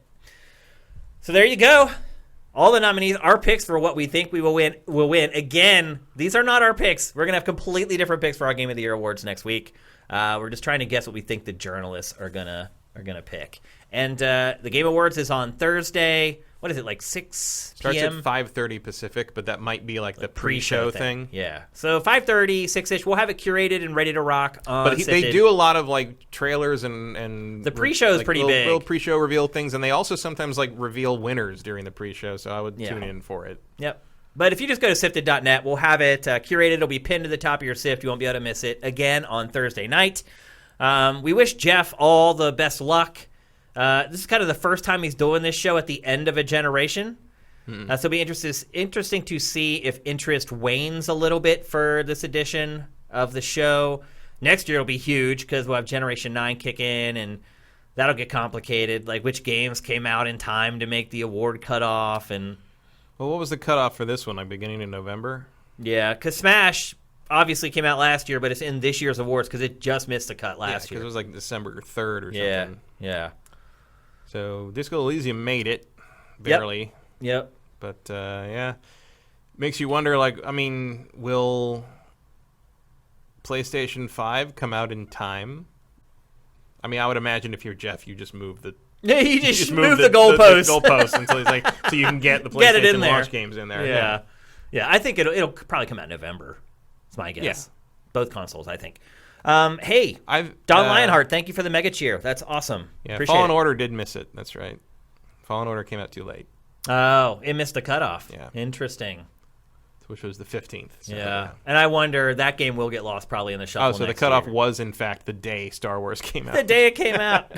Thanks, Vincent, for that update. Yeah, that stinks. But yeah, like I said, next week. Yeah, there's one right that's here, not, we'll be not giving going our to be game of the- remembered next year. Yeah, for the that nominees. stinks, man. And it would be remembered if it weren't for the new consoles coming out. On Pokemon. Pokemon didn't make it either. Oh, it missed the cutoff, You'll too. see some Pokemon nominees next year. I bet. It'll definitely. People will remember that. You never forget Nintendo. Even though its Metacritic is only 80. I'm still really shocked by that. Because Let's Go scored higher than that. Its Metacritic is way higher. Let's Go has a lot of nostalgia rolling for it. Yeah. I mean, it's interesting to see how that kind of affected things. I mean, it affected me. I was more excited for Let's Go than Sword and Shield. Mm-hmm. And now that I'm almost done with Sword and Shield, I think I did enjoy playing Let's Go more. I don't know. I think I might like them about even. Yeah. I mean, there's parts of each one that I like more Yeah. than the others, for sure. The perfect Pokemon game has yet to be made. Yep, that's something to strive for still. But we're probably not going to see another one for literally 4 or 5 years. Oh, I think we'll see another one like next year. Really? Next year, or the year after. Yeah, we'll see an Ultra Sword and Shield. Oh, I mean like a new entry. A brand new one? Yeah, Yeah. it'll probably be 3 or 4 years. Switch 2 or something. Yep, launch We'll game. see. I think we'll see a Ultra Shield and Ultra Sword, and we will see Let's Go style Gold and Silver, and I mean, there's probably remakes of Diamond and Pearl in the pipeline somewhere. Hopefully Black and White. The best Pokemon ever.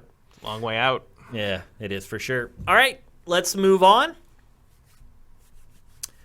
Again, Game Awards Thursday, 6 p.m. Pacific, 9 p.m. Eastern. Don't miss it. Next, we're going to talk about the PlayStation's 25th anniversary. We probably should have talked about this last week because it was last week's show was the exact day. December 3rd was the 25th anniversary of PlayStation. The show is packed with like 10 topics last week. It didn't make it in. It is making it in this week.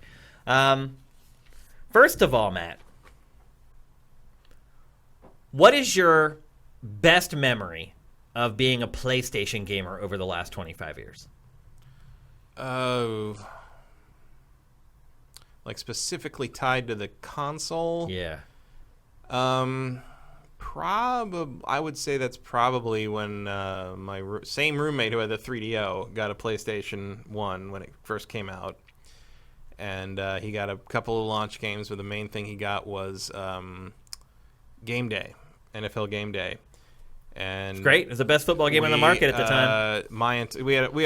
Our setup in that dorm was it was like a suite. So there was a bathroom, a communal bathroom, and then there was like on each side was connected like a little common room on either side, and then there was a double and a single on each side. So there was 6 people per suite. And my roommate and I were friends with the guys in the double on the other side of the bathroom and the guy who lived in the single there. And they would all come over and play Game Day with us. And we started a whole league, and we had a whiteboard with, like, brackets and shit. We almost failed finals. Like, it's all we did all through November and beginning of December. Like there were things where, like we were, like, asleep on the floor in my room, and someone would wake up and was like, oh, I gotta go to my final. It's just we were horrible children. Like, it was basically... But, like, we had tons and tons of fun. It's the only time I think I ever cared about football that much. It was we're doing research on that and figuring this out. I played the Raiders. Did not win. Game Day was great, man. But it was tons of fun. Entries, it was like the first time I ever really started to kind of understand how football strategy worked just by playing it as much as I did. And, like, the other guys, because the other guys were all sports guys. Remember 989 Studios? Oh, yeah. The other guys were sports guys. They were like a lacrosse player, and they were excited because, like, they got to teach me something about a video game. Yeah. And, like, normally it was me showing them how to play stuff, and they're like oh, I gotta do that. So, like, it was like a whole, like, reversal of that, and they could, like, win against me, and they couldn't win against me in Battle Arena Toshinden. Yeah. So it was just sort of like we all had a great time. Okay. So that was probably my first. I'm like, oh, this PlayStation thing's pretty good. Right. I kind of like it. I think most important memory of the first 25 years of PlayStation gaming happened at a club, believe it or not. I was in school in Philadelphia at Temple, and all my friends there they threw raves, and they had club nights in Philly. And I was the only gamer in our whole crew.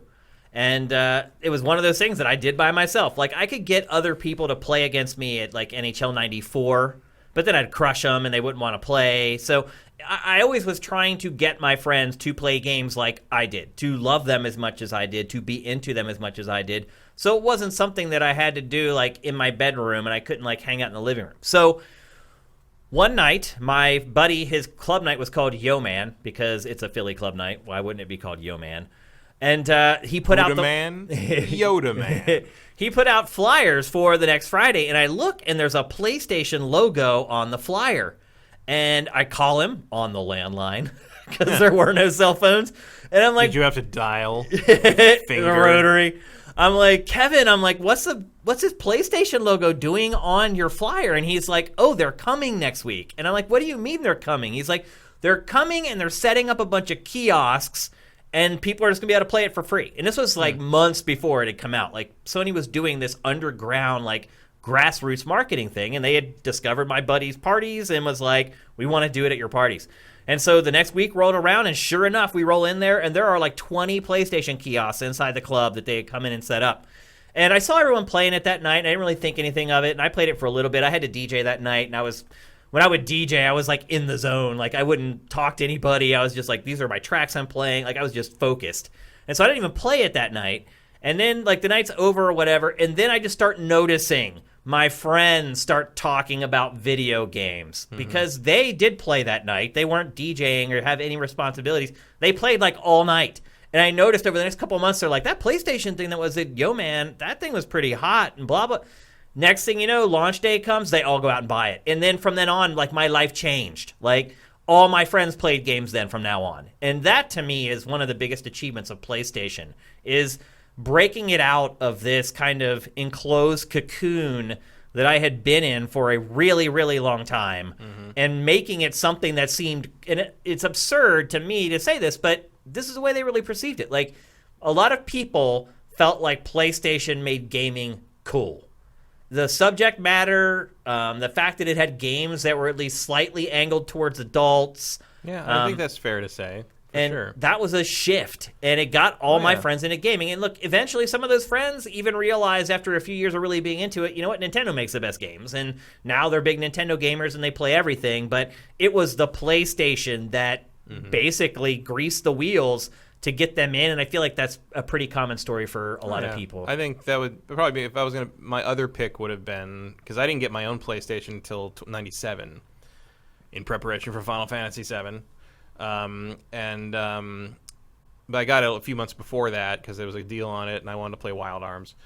And that fall, when I came back from college for Christmas, I brought the PlayStation, a bunch of stuff, and I brought it over to show a couple of my friends who I knew were into games, because I knew several people into games. They're all my high school friends. And we were going to have a big house party. At this party, one of our friends was house sitting for this big house, and we were just going to have a party there with permission. But that's no fun. They're out of town.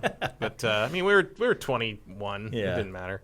But so in the front kind of family room, I set up the PlayStation, and the game I was showing my friends was Parappa the Rapper. Yeah, that was new at the time. That's a party hit. Yep.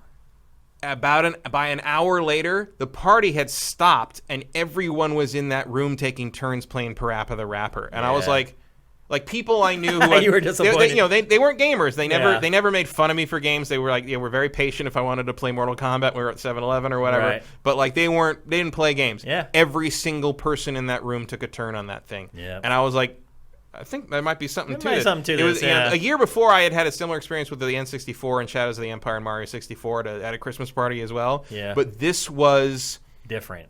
People that girls. had never. Oh no, I have plenty of girls who played games all my life. Yeah, like as a matter of fact, when I came back from college, one of the first things one of my female friends asked me is, "Could I borrow your Super Nintendo?" Because she wanted to play Mario World again. I did not have that luxury. Oh yeah, I mean, but this was also a lot of girls who were always never touched games, and all of a sudden they want to play Parappa, they want to play Bust a Groove, they want to play all that stuff, and like I was like, all right, this is different. Like we had never stopped a party before to do anything other than party, right? And it ended the part. Like everyone just played Parappa till like they passed out. Basically, it was crazy. I'd never seen that before. Huh. And I was like, that's new. Very similar story. So very similar to that. I mean, it was no rave, but it was not how I expected the night to go. Yep. And from then on, it was pretty much how that world, like people were like willing to try video games again. Okay, now we're going to share what both of us believe was has been the most important moment in PlayStation history. What was the turning point? What was that moment over the last 25 years that set PlayStation onto the path of success that it's enjoyed for a quarter of a century? Matt, what's your pick? My pick is pretty much the first PlayStation moment, which was at the first E3.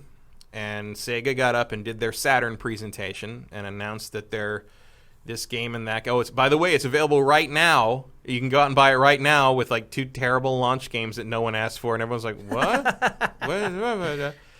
And it's $399 US. And they finished their thing. Not 500. Not 500. They finished their thing. I mean, that was a lot in 1994 money, 1995 money. Hell yeah. And they left. They get off the. This, by the way, this is when all the press conferences were at the same podium, in the same room, at the same time. And the Sony rep comes up to the podium and leans into the mic and goes, $299. And that was it. That was it. Yeah. Room exploded. Like it was $100 less than the Saturn. And a Game story. over. And so there have been a lot of other things over the years, PlayStation 2's DVD player, et cetera, et cetera. But that first foothold when everyone's like, oh, is anyone even going to buy a Sony video game console? Like, not a Sega or Nintendo? Like, why would you trust anyone who isn't Sega or Nintendo to make video game? And they said that, and I was like, yeah, $100 less? For sure. Yeah. Done. Like, that was it.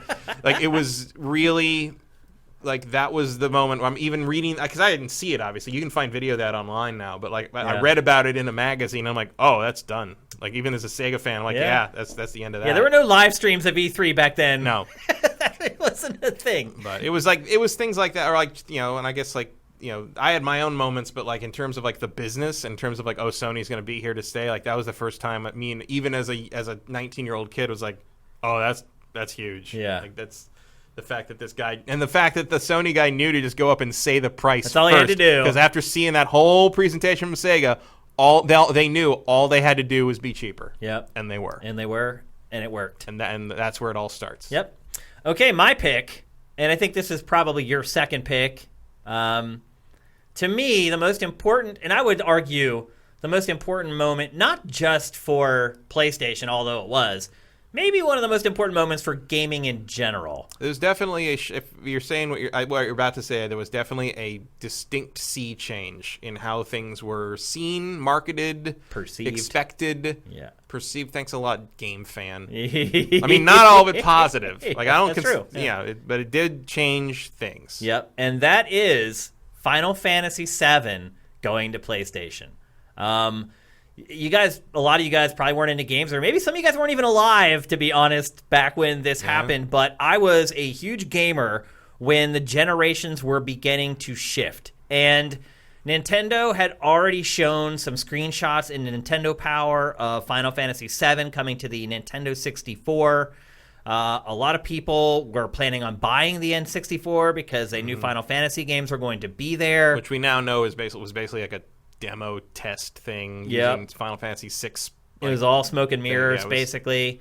And instead, they decided to go to PlayStation. And Which changed Nintendo didn't forgive them for years. Until, like, almost all the way through the GameCube Basically, era. Crystal Chronicles. Yeah, they finally were like, okay, we'll work with you again. It shifted everything in so many different ways. First of all, it showed that one of the most important game developers in the world trusted Sony. And that was huge, like what you were talking about. Like, how can you trust Sony?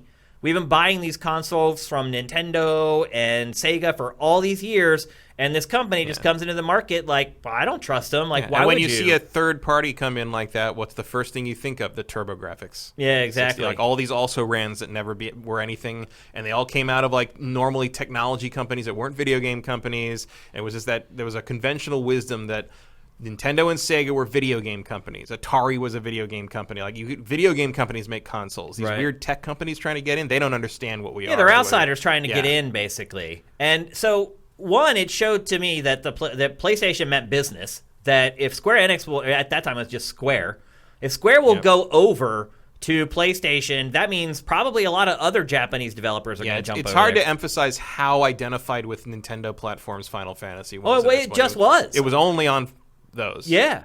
I mean, a lot of people thought they were Nintendo games. Yeah. I mean, people who didn't know were like, oh, Nintendo makes these because they only come out on Nintendo platforms. Right. So that was a big shift. It helped me gain some inspiration in the PlayStation brand. But then, even more importantly, because of the CD-ROM and the ability to stream FMV, it was a total game changer because this was before there were laws in place where you had to leave like the little things on the bottom of the screen that says not gameplay. Like every commercial now has that if they use CG. This is the first game I remember in which the commercials did not show the game at all. All FMV. It was all summons. I mean, basically just all summons. And it fooled everybody. It was like a 30-second commercial. It was 25 seconds of FMV and like 5 seconds of Leviathan.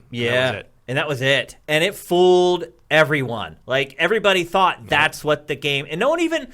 Back then, people didn't even understand that FMV was this pre-rendered, pre-recorded thing. Yeah, like... And the console was just playing it. Like, my unless friends, you had, like, a Sega CD, you just didn't... Or a PC, I guess. You didn't really have experience with that. Like, I told my friends, I'm like, well, that's all fake. And they're like, what do you mean it's fake? That I'm playing the game... That's what I'm seeing on my TV screen, and it looks way better than anything else. I'm like, but you can't interact with it. They're like, I don't care. Like, it shifted everything. I mean, it sold. I can't even imagine how many consoles Final Fantasy VII sold.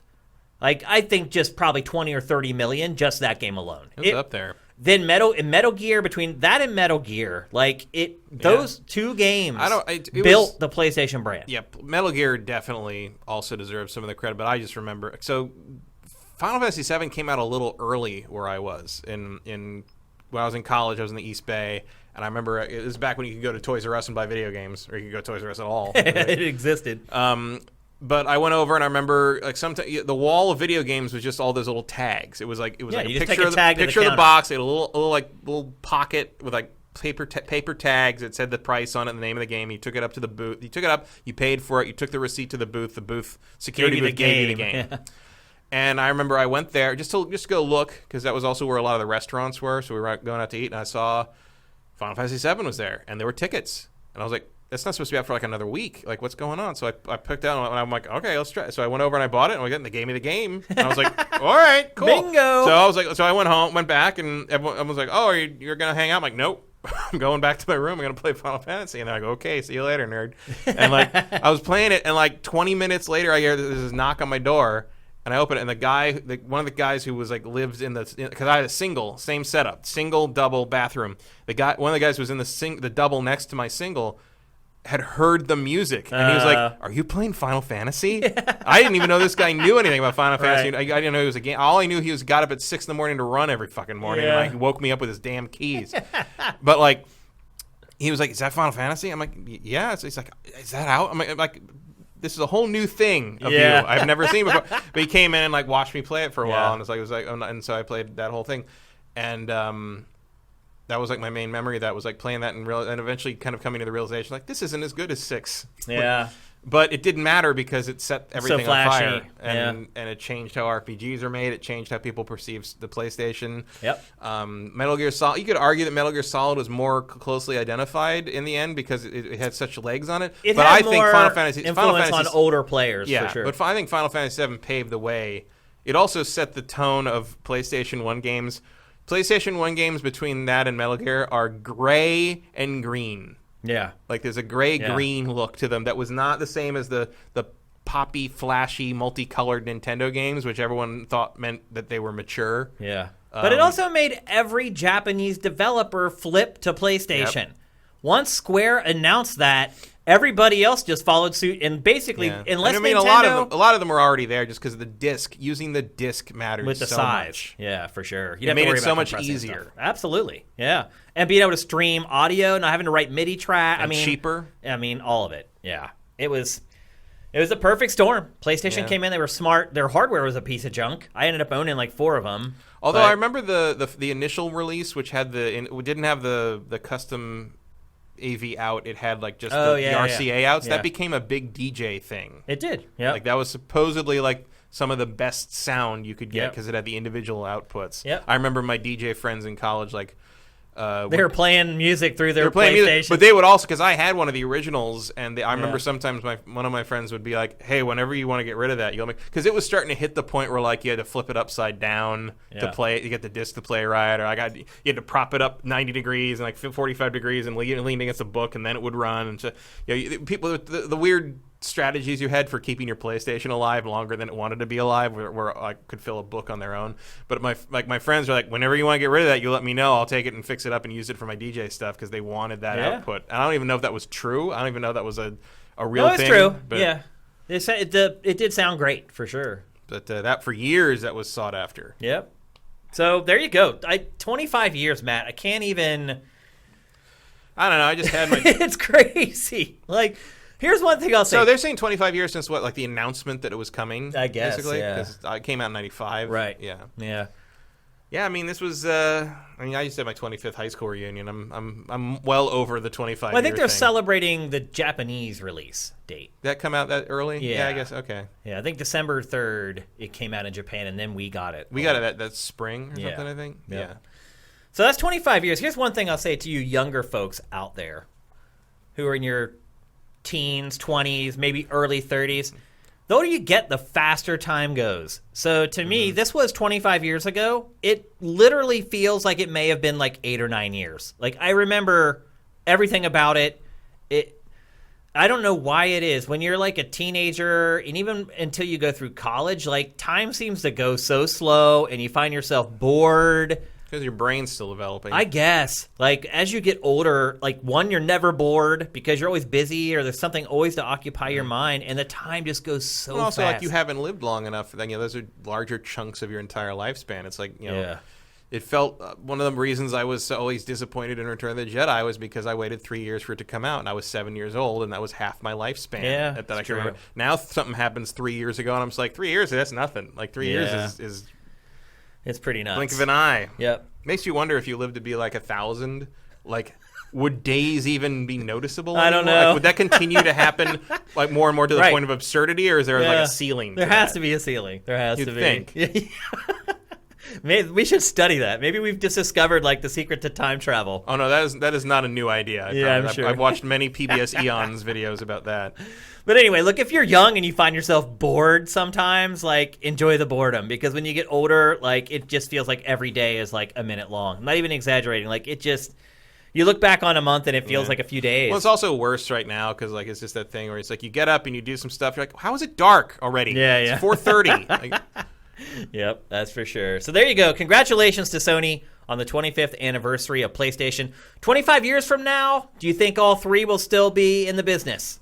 probably. You think all three? I mean, Xbox might be more of a service than a hardware console. I mean, they all probably will. Yeah. In 25 years. That's a long time. Well, Packers, to be believed, will all just be buying TVs. Yeah. Well, I mean, we might be in 25 years. Or just one all-in-one device that does, like, everything. I just don't buy because, like, no one's going to replace their TV that often. Yeah. And, like, everybody has the same... Nah. There's always going to be a separate box in some form. Yep. So there you go. Congratulations, Sony, on 25 years. Here's to 25 more, and I fully believe that they will make it another 25 years. No doubt. I don't know if the PS9 is really going to be an inhalant. Yeah. But, look that commercial up if you're too young to remember that one. I hope I live to see the 50th anniversary of PlayStation. It's kind of crazy to think that I might not. I mean, that's pretty young to die. I mean, my dad didn't make it to that age, so... Yeah, but wasn't he in a car accident? He was, yeah. But he had a massive heart attack before that. Yeah, but, I'm just saying car crashes aren't genetic, so you'll think you'll be okay. We'll see. 25 years from now, it's a long Statistically, time. You have a pretty good shot. Yeah. We can live longer all the time, right? Mm-hmm. All right. Let's move on to our next topic. We're going to talk about the Switch Online, which we have berated, I believe, although I think maybe we're a little too mean to it because it is so cheap. At just $20 a year, it's hard to complain too much about it. Although, to be fair, since this is the only thing I'm in it for, it's basically done nothing for 2 months. Yep. So, yeah, we've waited for months because really for a lot of people, the big feature for Switch Online is that you get free SNES and NES games to play as part of your annual subscription. And for 2 months, there have been no games added. Yeah, I mean, to be fair, it's like a year for the cost of like two sandwiches. Yeah, I mean, that's what I said. For $20, it's hard to complain too much. But at the same time... But when most people got it, not to play online, but to get access to these retro games, it's a problem. And finally today, Nintendo... It's like, I know you have them. Yeah. Oh, of course. But finally today, Nintendo had a Nindies event, and as part of that, it announced the next set of NES and SNES games that are coming to Nintendo Online on Switch. Star Fox 2, which was just released as an add-on. Yeah, well, all of these, I think, are basically from the Super Nintendo Classics. Yeah, Kirby Superstar, Super Punch-Out, Breath of Fire 2 from SNES. Yeah, these are all from the SNES They're just Classic. completing the SNES Classic lineup. That's all it is. What do you mean by completing it? That's just what was missing from when they you mean as far as having all the games from the Classic on the service? On the service, yeah. Gotcha. That's all it is. Right down to Star Fox 2. Yeah, and then the NES gets Crystalis and Journey to Silas. Crystalis is a good game. Yeah, it is. It is a good game. Was it on the NES Classic, though? I don't think so. I don't remember. It might have been. On that. Maybe. It might have been, yeah. Yeah, maybe. I think it was. I can't remember. Yeah. Regardless... Is this good enough, Matt? No, but I can wait. Better than nothing. But, I mean, at least maybe the next thing will be something that wasn't on the Super Nintendo Classic, and we'll get something interesting. I don't know. What are you waiting for still at this point? I don't know. I have all the Super Nintendo games I would want, but it's nice to just have them conveniently there on the Switch. Have you played this stuff on Switch Online? Yeah, I played Zelda and Mario World. I played through most of Mario World again. I turned on Star Fox and realized that I just can't play that anymore. Yeah. It's rough. A lot of these games are hard to play anymore, I think. Yeah. I mean, again, that's why the SNES Classic and the NES Classic, like, I just didn't care. I'd like to see them, put Square stuff on there, but I don't think they can because Square sells that stuff separately for absurd amounts of money. It's true. I mean, obviously, I would like to have Chrono Trigger and Final Fantasy 2 and 3 on there, but I don't think we're going to get it. With the rewind feature, no doubt. I mean, that is one thing that kind of changes stuff. Yeah, I mean, you don't really need that so much for an RPG, but no, it is nice to have, for sure. Certainly, it's the only way I'm ever finishing Ghouls and Ghosts again. Yeah, but you look at like this list that launched with the service, which was okay. It's a solid list. But, man, we didn't get since then. I mean, it's been, 3 or 4 months? 2 months. 2 months? September 5th? Beginning of October. September 5th was the launch date. I thought they announced it then, but it came in October. I mean, it just said September 5th on the screen. One way or the other, that's too long. Yeah. I mean, weren't we supposed to get monthly updates to this? No, they said when they launched this that the monthly updates were stopping. Oh, okay. So my question to you is, because I'm going to keep subscribing because I do play games online. I still play Splatoon 2 online and Smash online every once in a while. Well, I've used some of the online stuff on Pokemon. I mean, I'll keep it around just to have full featured stuff, but I don't know. So you're gonna stay on Nintendo Online? Yeah, sure. I mean, if they raise the price, you start really making me question. But I guess maybe the better question is what we're getting with Nintendo Online. If you don't play online games, worth $20 a year. I guess it's borderline. I think. Yeah. I mean, if you're people like us who played most of these games when they came out or have played them on collections across the years, I don't think it's worth it. If you're younger than us, which most people are, it's probably then more it probably worth, is. It's probably more worth it also if you play the system portably. Yeah, which I don't. Yeah, that's true. But wait, do you have to be connected to the internet? I don't know. To play them? I don't think so. I haven't touched this thing since the day it launched. I recorded B-roll of it so we'd have it for GameFace, and I've never went back to it since. So it's not that big of a deal to me. I'm basically paying $20 a year to play games online. Even though I don't do it all that much on Switch, I need it to be there just, like you said, for Pokemon. I didn't even think about the fact that that's crazy, though, if you think about it. If you don't have Nintendo Online, playing Pokemon Sword and Shield is a pretty different experience. Maybe.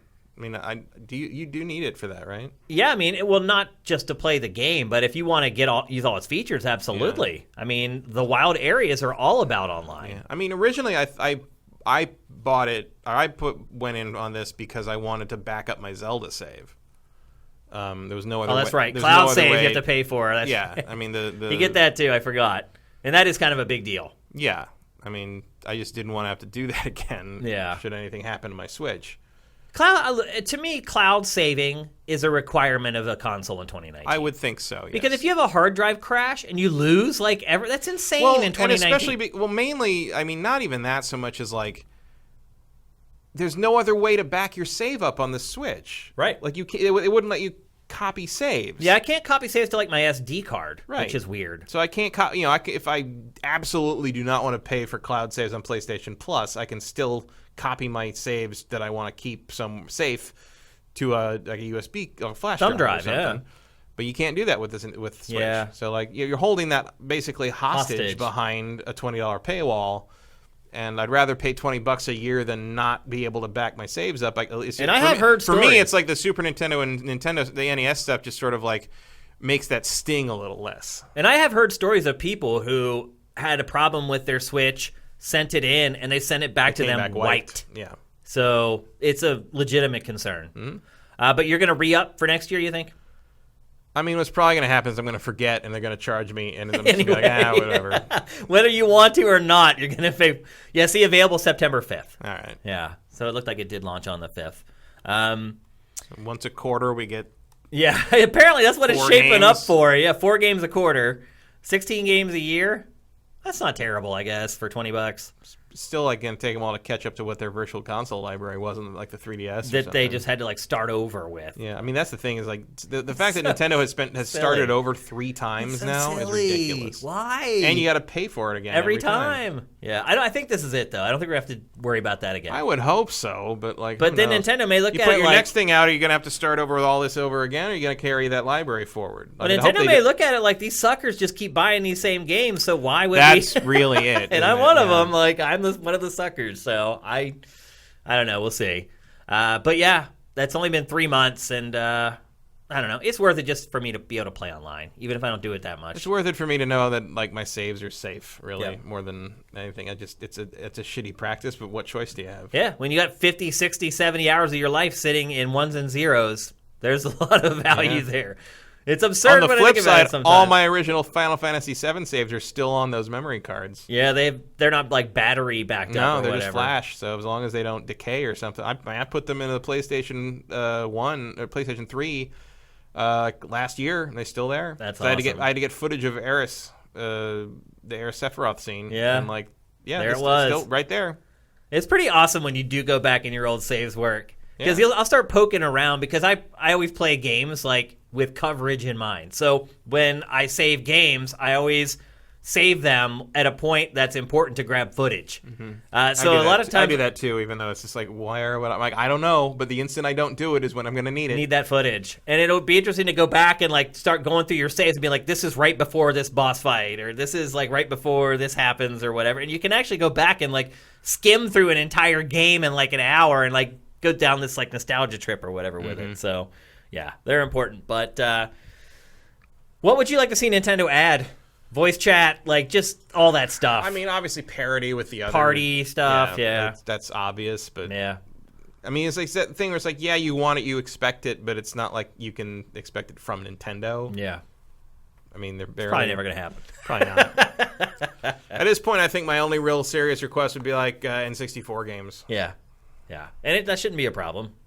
You'd think. They need to work with the guy who created the Ultra HLE. Yeah. Seriously, though. Yeah. I mean, they should. That guy figured out a way to make N64 ROMs run on hardware and accelerate them and make them look great. So they should definitely try to work with that dude. People are like, Ultra HLE, what's Shane talking about?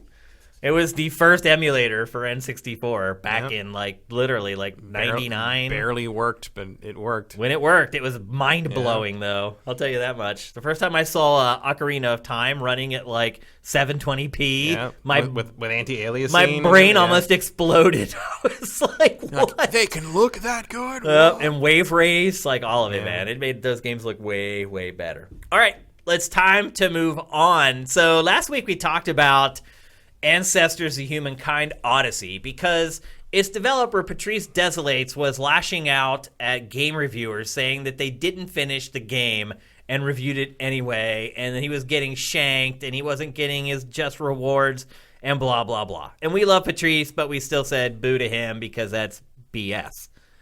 But born from that discussion, Matt decided to take it upon himself to go and see if Patrice was right and if this game actually is good and all the journalists that panned it are insane. And so Matt went and bought Ancestors and he's been playing it for the last week. What do you think? I wouldn't say the last week. Well, I like what it's after. Like, it's definitely unique. It's got an interesting angle to it. I will say this. I think I pretty much believe him that people played it 15 hours and stopped. Really? Because so did I. Oh, because it's so bad. It's not bad. It's just tedious. And it's not... Man, I wish it looked like this. Like this. We're in Resident Evil 3 now. Jared, I think you got the wrong trailer running there, but there you go. Yeah, that's a big evolutionary leap right there. Well, you went from the surprise apes ending to zombies. They went full cycle right there in like 10 seconds. So, the premise is pretty self-explanatory. You start as a group of primitive hominins in Africa, like 8 million years ago. And you basically are, you're pretty much monkeys. Yeah. Like it's like you're clearly early proto hominids of some kind. You're starting to stand up. It's not even standing up. Standing up comes way later. No, I said you're starting to stand up. Yeah, but like your backbone is starting to a little bit. It's more the straighten. intelligence is finally starting to develop, and like you can stand up as the first the first species, you can stand up when you're standing still and looking at stuff. Uh-huh. But like there is an actual achievement for standing up, learning to stand upright as your normal cool. mode of motion. I did not get that far. Yeah, it sounds like not many did. But basically, what you do is you can you can hit. It's very obtuse. In matter of fact, it starts with a text thing explaining like where it is and what time in the world it is and what evolution is and kind of what you need to do and what your objective is. And the last thing in the little text thing is, "Good luck. We're not going to help you much." Really? It literally says that. Now it does have apparently more tutorial help than and direction to it than the PC version did when it got reviewed originally, and you can pick a bunch of options that basically like minimal HUD. Oh yeah, we should have mentioned it's out for consoles. Minimal HUD, maximal HUD. You can have this much tutorial, no tutorial. Like there's a bunch of different options there. So I never played the PC version, so I don't know how empty it was. But this was I mean, I still don't quite know how the health bar works. You have to drink, and you have to eat, and you have to sleep, and that all ties in with your health bar, which is also your stamina bar, which if the stamina runs green to yellow to red, and then if the red runs out, you die. You die. And if you die, you sometimes you can like get rescued and brought back to your home base, and sometimes you presumably by your tribe. Okay. Or if you don't and you die, you have to switch to another character, and you can switch. So back. it's permadeath, basically. Kinda, yeah.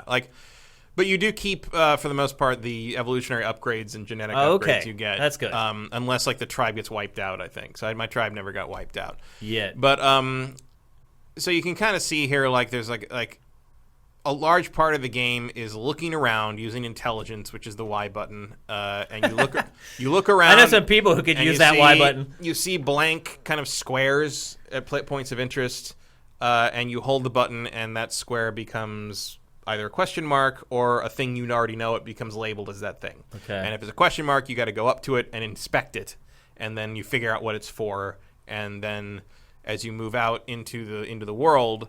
If you get to places that you're not familiar with, it will look scary. Like what happens is like everything gets a little darker, and places that you haven't explored or you don't know what they are full of like glowing red eyes and like teeth and stuff. Like it's basically it's like a representation of being afraid of the dark. Yeah, almost. yeah. And so the way you get comfortable, and if that happens, your adrenaline starts to drop, and you can panic. If you panic, you lose control of the character, and it'll run around being a crazy monkey, basically. And that's a good way to get killed because you're not paying attention for predators or whatever. So the way you do that, the way you counteract that is you look around when you're in a new area and you identify what all the different things are. And once you are aware, okay, this is this bush, this is this food source, this is a tree, this is a branch, the character feels more comfortable, and you can go to like the center of the new area and claim it for your tribe. And so you're kind of expanding your territory that way. Meanwhile, you are trying to like deal with all these not monsters or predators, but like there's tons of things that can hurt you and kill you. You are much safer in the trees, in fact. That makes sense. Running around in the trees, and there isn't. I mean, you can get killed by giant otters in this game. And I can't be too far up in the trees because there's birds. Wait, birds can kill you? Eagles can kill you. Remember, eagles were a predator of early hominids in a way that like we don't really think of as much. But like the eagles back then were bigger than the eagles we have now, and these animals are like 3 to 4 feet tall. Right. Like, they were small. They could actually pick up a baby and fly away with it. They could pick up a small adult. Like we were small enough to be carried away by these birds. That's scary. There are actually some people who believe that is partly where the dragon's ability to fly comes from. Oh. That the dragon is a combination of all the predators we were afraid of in our primitive state, and it flies because it's got eagles in it. It's got teeth of a tiger and claws of a tiger and wolves and like you put all the things we would be afraid of a snake. It's got a long scales. You put all the things together we would have been afraid of back in our most primal state, and you get a dragon. Basically, that's crazy. Now one of the things that like is annoying is if one of these things attacks you, you can try to dodge it, but if you don't dodge it, you get hit, and if you get hit, you probably start to bleed, and you will bleed to death if you don't fix the bleeding. And the way you fix the bleeding is there's a particular thing that grows on trees, some kind of fiber, some kind of I called them bleeding pine cones, and you crawl up and you get the pine cone, you rub it all over. The character rubs it all over, and the bleeding stops, and you're fine. And then you probably have to find a way to like sleep or eat to like regain some of the health you lost. But what happens later? So what happens later? How do you evolve? How does that happen? Because that's the objective of the game. As you do things and see things and interact with things and figure out how to use tools and figure out how to deal with predators or trick predators or escape from them or whatever, expand your territory, you level up various elements of so there's like intelligence. So intelligence is from identifying things and figuring out how to work with things. There's mobility, which is kind of about like your ability to do moves, essentially. Like you have to to learn. My question though is it like a gradual thing where that's what I'm trying to get to here. Oh, like you as you do those things, you get you see there, like you get like hitting, like you gotta discover a new alteration. There's a new way to do something to something. That also happens when you eat things that you're not equipped. If you eat, so like one of the reasons I would get attacked by eagles is because I'd go find their nests and get eggs. But when you first eat eggs, you are not equipped to digest eggs. But if you eat enough eggs, and one of the ways you do this is actually you take a baby with you. You take a child around with you, and they learn by watching what you do. You level up your neurology faster, presumably meaning like the future generation learns from the older generation, and like you will basically, like, so eventually you will have the option to then get an upgrade that lets you digest eggs or lets you digest mushrooms or etc. And the way you get that is like, so once you feel like you've got you've seen a bunch of upgrade things pop up, you go back to your home, your tribe location, and you have to build a little bed of leaves, and you lay down and you can sleep or you can mate. Or you can evolve, basically. And when you go to evolve, you have all these different screens, and it's got basically like a skill tree. And you can use the upgrading your different categories, like intelligence or mobility or digestion or whatever, causes new little points of light to appear there, and then you can spend the neurological energy you got by learning those things to unlock those points. And then to activate those points, this is insane. Activate those points, you have to hold the button down and spend more neurological energy to connect like a neuron to that point. So basically. So basically you have to unlock the skill, and then you have to like build a bridge to the skill. Interesting. And then once you do that, you kind of lock that in, and future babies born to the tribe will have that built into them. Now, is there a moment of evolution, though, where your character maybe gets bigger and stands up a little straighter? No, because that's not how evolution works. What happens is eventually, and I never got to this point. I never evolved beyond the first species that I was. You will basically move on from this species. A certain number of years will pass because of whatever you've done or whatever you've achieved as that species, and then you will start playing as the next species that you evolve into a million years later or whatever. Okay, that answers it. But like what I was, so they do try to guide you, like, and maybe that wasn't in the PC version, I don't know, but they do try to guide you as like what you're supposed to do. So they're like, okay, make friends with a new ape or a new hominid. Or discover two places. Or I got stuck on give birth because I couldn't get my damn monkey pregnant. Like I could, she was like, I was playing as one singular hominid most of the time, and you can call the mate, and the mate would come over, and you can mate. And the camera like pans away, and you hear like hooting noises and stuff. But nothing. Like, she never got pregnant. Like it never happened. I don't know if I need to switch or whatever. But what I would do is instead, I was like, okay, I'll just go out and explore. So I'd go out and I'd find stuff. I was getting pretty far out there. And one of the things that happens is like there's jumping in the game, and it's kind of questionable. You can tell the Assassin's Creed influences there because like you're climbing up trees and like. Basically, you hold the A button and you run. You run forward, and you let go of the A button and it jumps. And then if you hold the button, that's weird. You hold the button again, they'll grab like whatever vine they pass or whatever tree they land on or whatever. So they're basically trying to give you one button controls. Sorta. For like each thing you're doing tends to be like A tends to be mobility, B tends to be vocalization, Y tends to be thinking, and X tends to be smelling. Okay. You can actually detect a lot of food. You have to learn to detect by smelling it, not looking at it. Right. Like you'll find scents and follow it in, and then you can inspect that and find out, oh, it's a mango. Okay, I can eat that. One of the most epic things in the whole thing was finding a coconut for the first time and trying to figure out how to open the coconut. Like that was like a day and a half of work to figure out how that worked. Well, you just answered my last question about this game. It's very interesting. It is, but is it any fun? Do you enjoy playing it? Sometimes, but not overall. And here's the thing. So here's what happened when I stopped playing. One of the things, I'm talking about the jump and all that. If you mistime the jump or the jump happens to not charge up as much as you want, you can miss everything you want and land hard on the ground. And if that happens, sometimes you will break your leg. Now, breaking your leg basically just means you limp and the character like makes whimpering sounds for about like 10 minutes of game time. You got a little thing in the corner that shows a broken bone, and it kind of unfills, and once it unfills, your leg is fine. But one of the weird things, like I said, about the bleeding, so what happened is I broke her leg, and I was way out in the middle of nowhere, and after I broke her leg, like something, I think a tiger or something attacked me, and I started bleeding. And I wasn't anywhere near any tree that had the stop the bleeding pine cone on it, and I had to go look for one. And she moved so slow with the broken leg that eventually she ran out of. I finally found one, but before I could get all the way up the tree, she ran out of stamina and died in midair, like flat in the ground in midair off the tree. And what happens because I had a baby with me, because you bring the baby to let your neurological stuff learn up, level up faster. What happens is the baby runs off and hides in a hiding spot, and then you switch to another member of the tribe back at the base. And ideally, you're supposed to go out and find the lost child.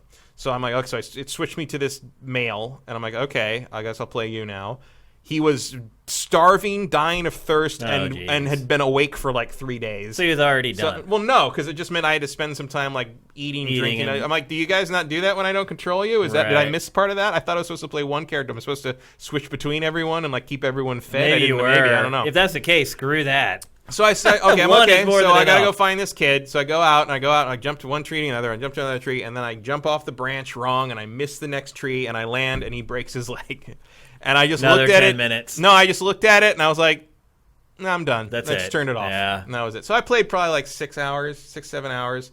And Thanks for jumping on the grenade. And I didn't dislike it. Like, I'm not going to say I didn't enjoy it or didn't find it interesting.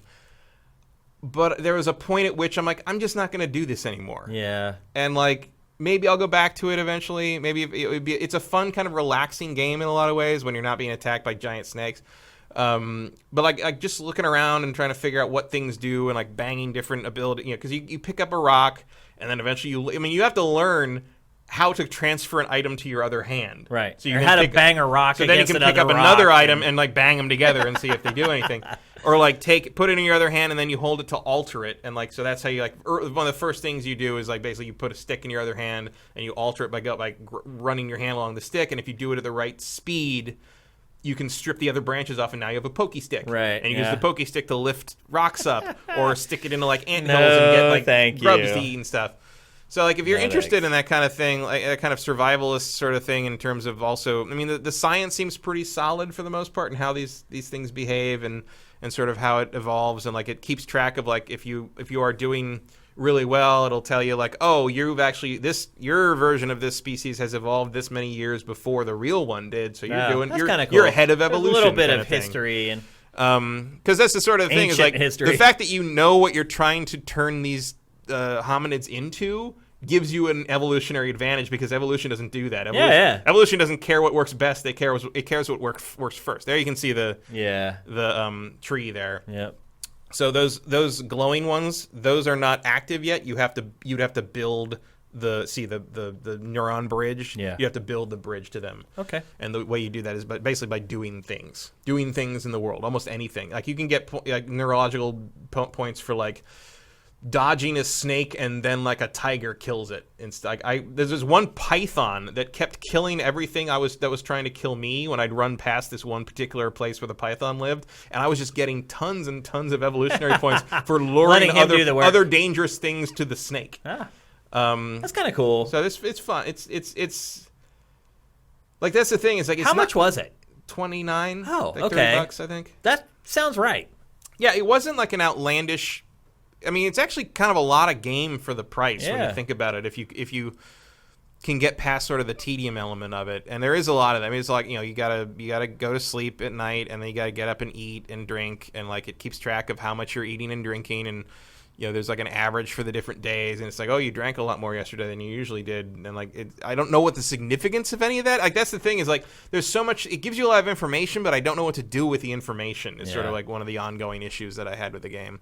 But you think Patrice may be right? And I could not get that damn female knocked up to move on in the frickin' objectives. I don't know what happened there. I don't know if there was a fertility period I needed to hit, or like if that was like, it doesn't communicate very well. And even early on, like you're supposed to bond with another member of your tribe or whatever to get them as your mate, and the way you do that is by grooming.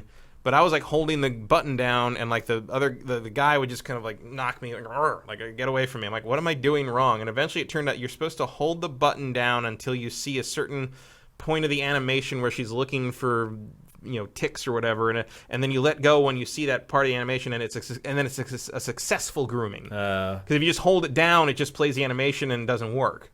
And like you kind of have to figure that out by trial and error. And same with like the alteration. Like if you just hold the button down to alter something, and never let it go or let it go too late, like you'll just break the stick. Whereas if you do it at the right time, if you do it too early, that won't affect the stick at all. You have to hit that sort of sweet spot, which is not indicated, as far as I can tell, by anything other than maybe the animation of the character like moving its hands apart. It's just weird. Do you think people who like survival games will like this the most? Maybe. People are used to maintaining like 5 different meters. I mean, that could be, but I think the controls might frustrate them just because like it's not on the level of something like Assassin's Creed in terms of like the reliability of what these characters are going to do. Yeah. I never felt like I got the hang of exactly how far they jump or exactly what jump I could make or what the distance was. And I continually broke their ankles by doing that, and it just slowed the whole thing down. It was I mean, I'm sure I'd get better at it with time, but there was a point at which I'm like, I'm 6-7 hours into this thing, and I'm still struggling to like walk properly, and I just... Which is why you agree that maybe some of the journalists did not, in fact, finish the game. Yeah, I mean, I certainly wouldn't hold anything against someone. I mean, maybe if it's your job to review it, yeah, you got to you got to push through, dude. You got to get some stuff done. But if you're like a regular, normal person... Even if you're not reviewing it, you're just part of a game outlet and you wanted to play this game, so you had an opinion about it and you tweeted about it. You're not the official reviewer, but you have an opinion about the game because you spent 6 or 7 hours playing this thing, and that's enough time to form an opinion about something. Like, yeah, I can absolutely understand why you decided that you had better things to do with your time after that. Fair enough.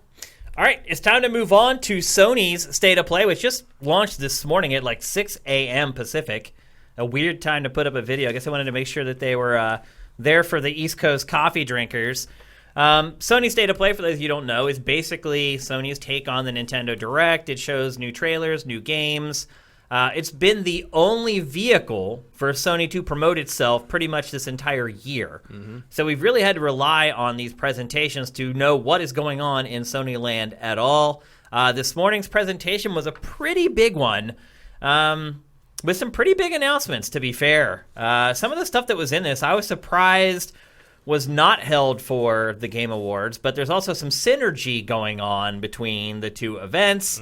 Let's just jump straight into it. First of all, the Resident Evil 3 remake trailer was shown first here. Mm-hmm. I was very shocked to find out that, this was shown here instead of at the Game Awards. I thought that was... a given that it was going to be at the Game Awards. I never dreamed a game that big would end up in a State of Play. Are you surprised by that it didn't end up at the Game Awards as a reveal? No. I felt about right. Why? Well, I don't know if their hand was forced by the leaks, but I don't know. It's a big deal for Sony. Sony's always been identified as Resident Evil. You think they thought they would reach more people with the State of Play or with Probably. the Game Awards? You think so? Yeah. You think they will, though? Yeah, I think so.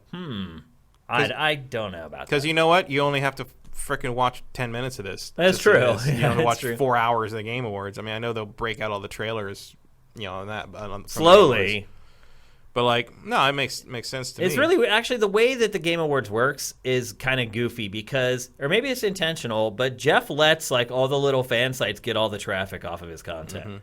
Mm-hmm. Maybe they'll do it differently this year, but in years past, they haven't had, a team sitting there ready to make the trailers go live after they premiere in the show. So instead, you have all these little YouTube channels that record it and clip them out and get them up first and do a ton of views off of Jeff's hard work. So I don't know if that's going to change for this year or not, but he could make a lot of money just off of the ad views from this content.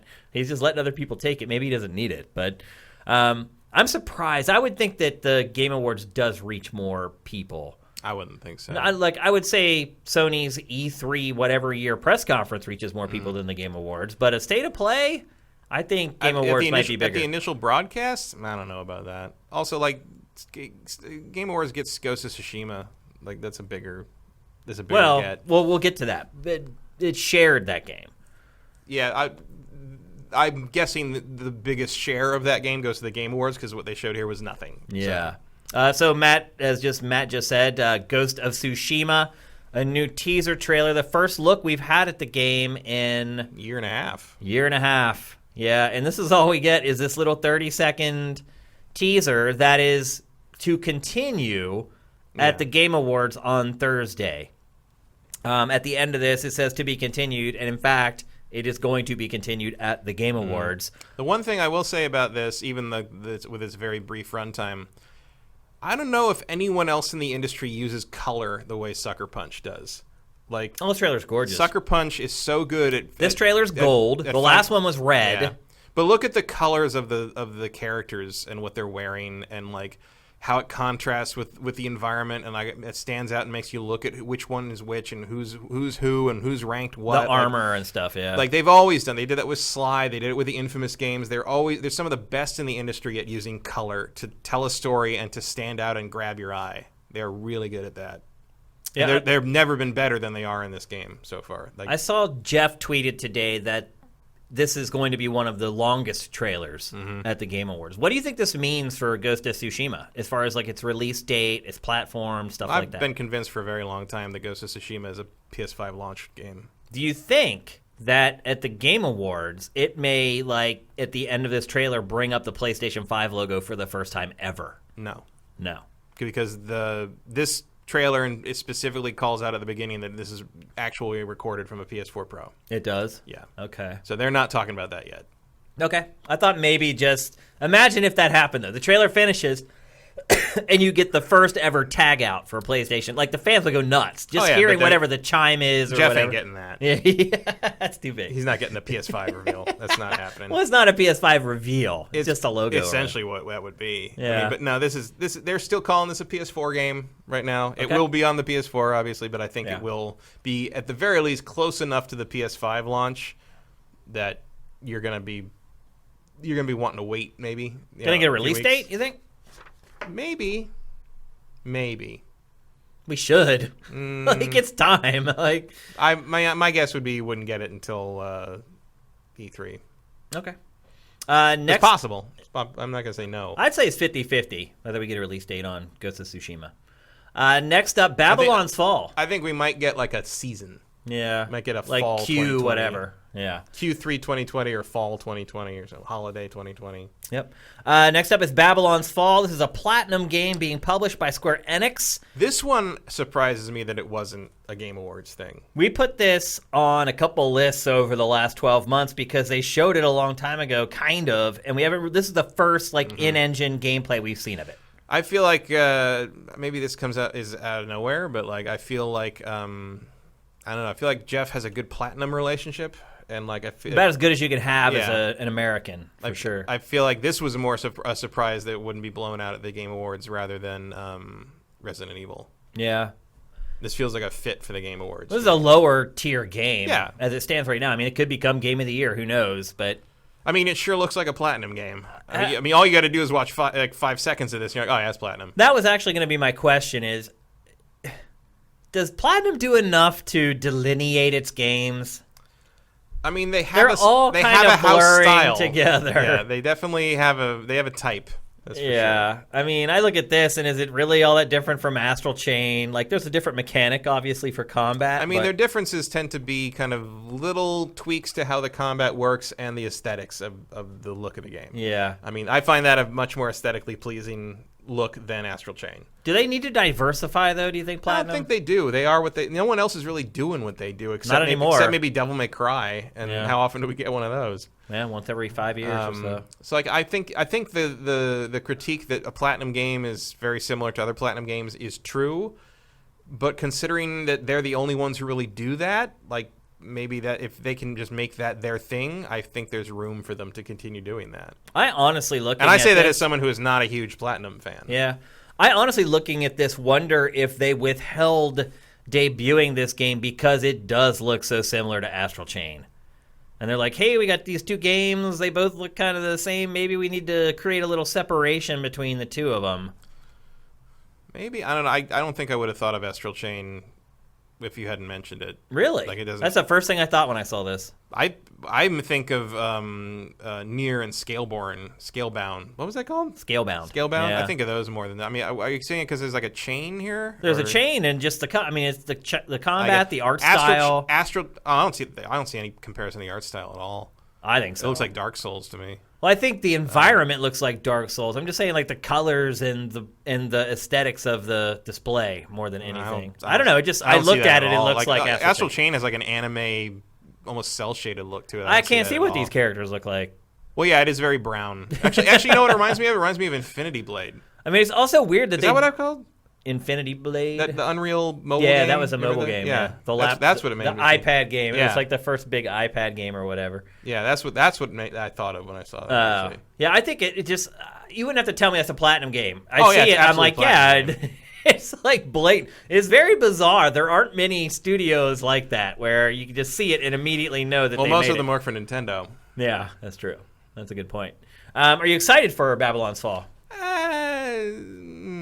No, I'm not. I mean, I'll probably play it, but I've been fighting through Astral Chain, so it's like I'm not ready to play another game like that at all. I mean, that does look better to me than Astral Chain, but like, I don't know about the mechanics in that yet. As far as like what quirks they have to their combat, I like the chain aesthetic from Astral Chain. Like I like using it in combat and kind of the opportunities it provides to get a little creative. I just don't like. I mean, if I was gonna play one of the two, I would probably pick Babylon's Fall, just because I really don't like the way Astral Chain looks aesthetically. I think like visual. I think it's an impressive achievement technologically on the Switch.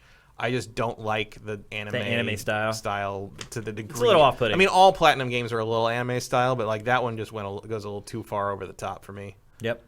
Next up, we finally got the release date for Dreams. It's actually going to come out February 14th of 2020. So happy birthday Valentine's Day. Happy birthday to me. Yeah, it's I'll say this, watching this trailer, it's pretty freaking amazing. Yeah, I mean, there's some impressive stuff going on, even on the early access. It's hard to believe that people created this stuff inside the game. Yeah. I mean, it's amazing. And the flexibility, like all the different genres that they're showing, like, it's pretty impressive. Like, I had kind of just put this, I don't know, I guess I cataloged it in the back of my brain because it just kept being delayed, and I'm like, maybe it's just never coming out. No, I mean, the early access has been going and going and going for almost the whole year. Yeah, I know. They have... People are making really impressive stuff. Look at this. I poke my nose into it every once in a while just to see what's on there. And it's really impressive stuff. It is. This trailer has kind of changed my perspective on Dreams a lot. Like, I got into the beta, but I still haven't really touched it. I mean, I am useless at making anything, but I play stuff that people make, and it's some of it's really good. This is not a Little Big Planet thing where everything has that same flavor to it. Where it's all like a platformer. Kind of the same thing. Yeah, this is people are making wildly disparate.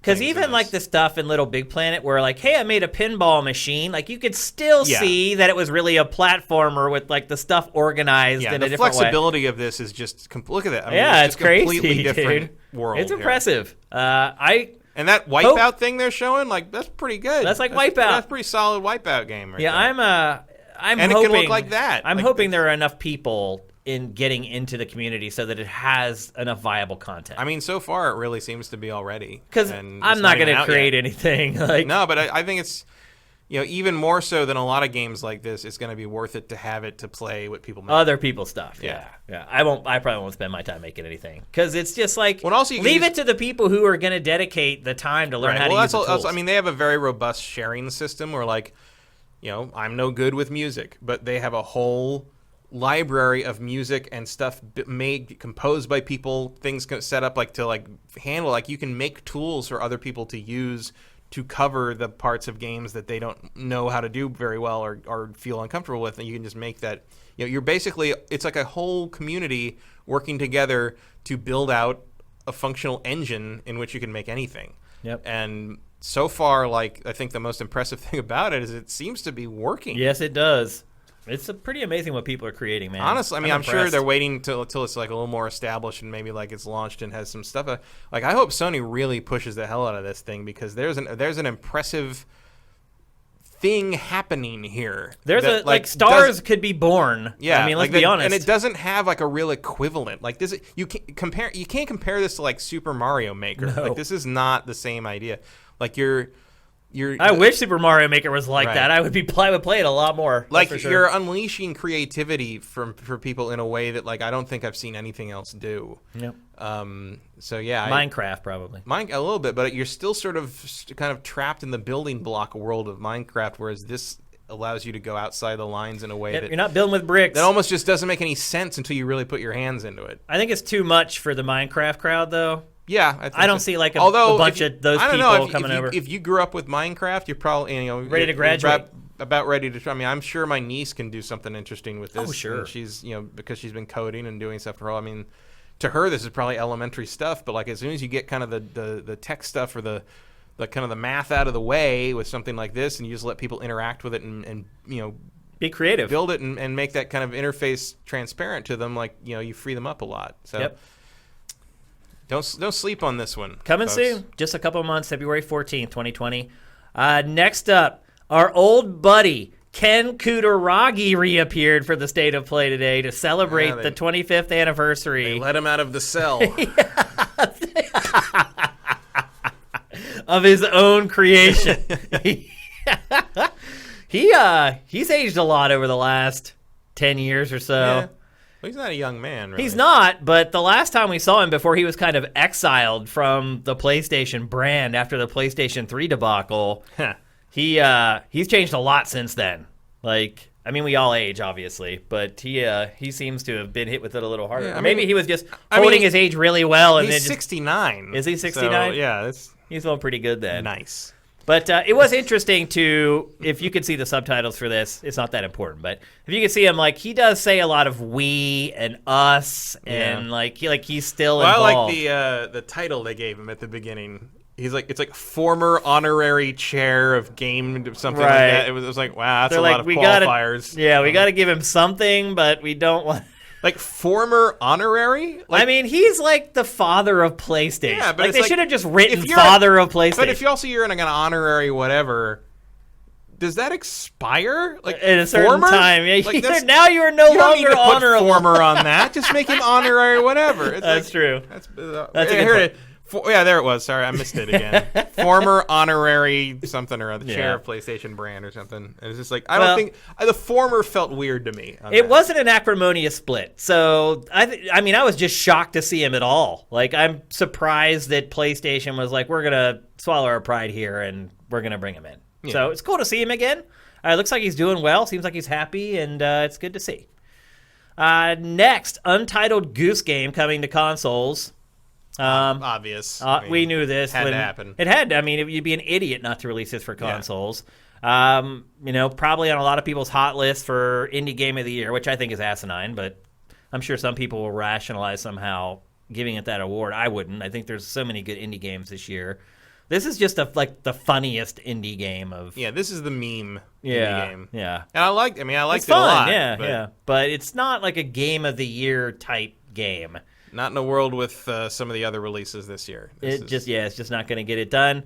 And then the final thing that they showed at the State of Play was Predator Hunting Grounds. It is coming out April 24th on PC and PS4. This trailer seemed to reveal a female Predator. I don't remember seeing that in the prior trailers for it. No, that's definitely new, and it's really dumb because that's not what female predators look like. But okay. Yeah, this one has boobs.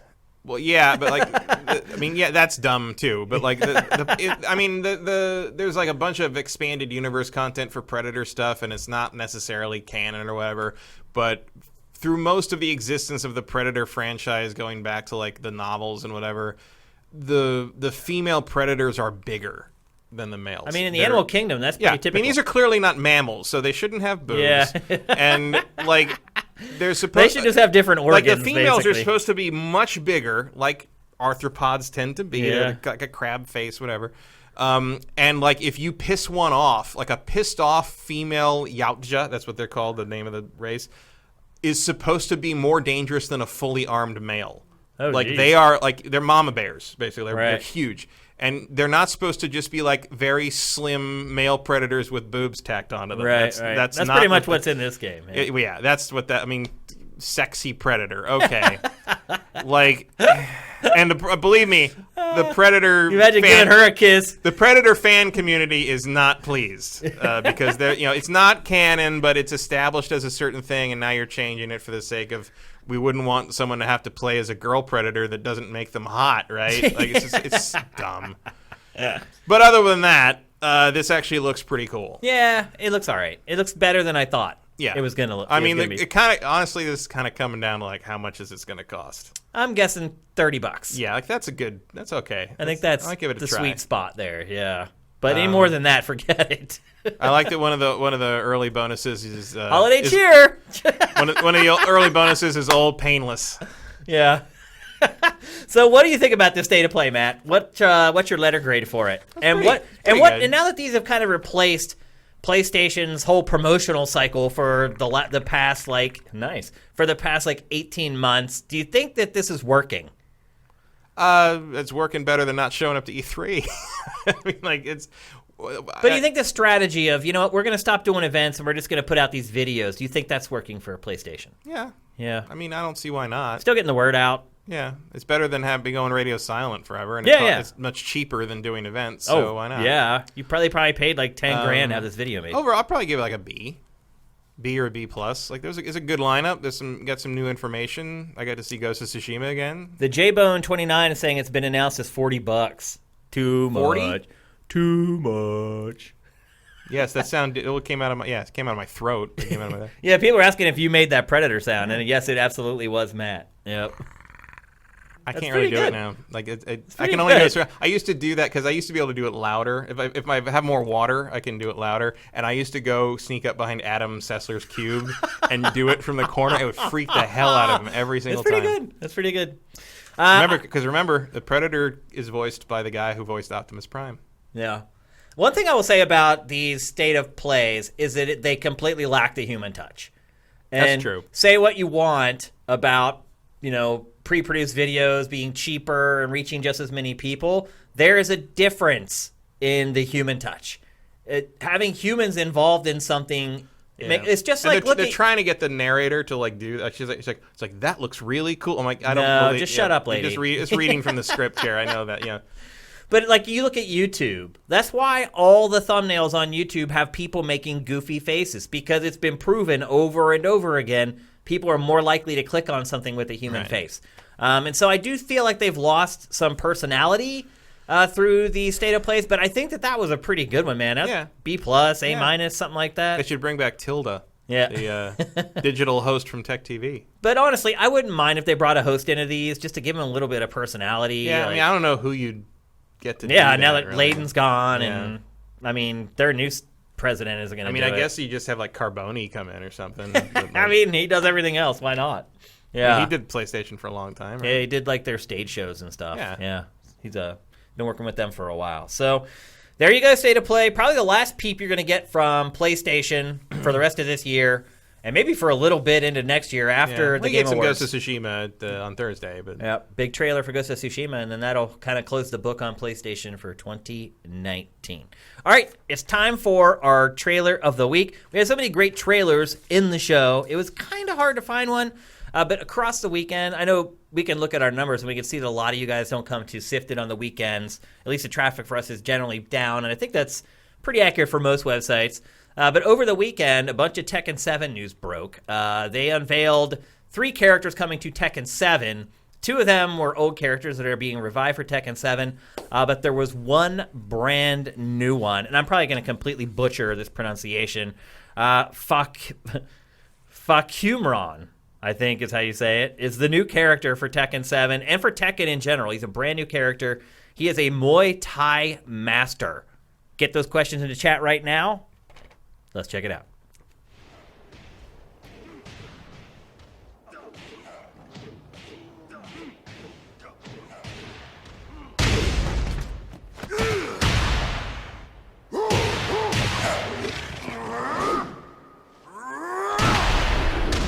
number one! I'm number one!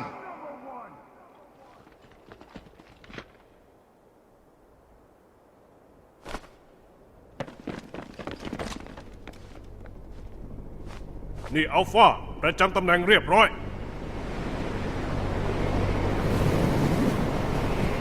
นี่บราโวถึงที่หมายแล้ว เริ่มทำการปล่อย เสร็จสิ้น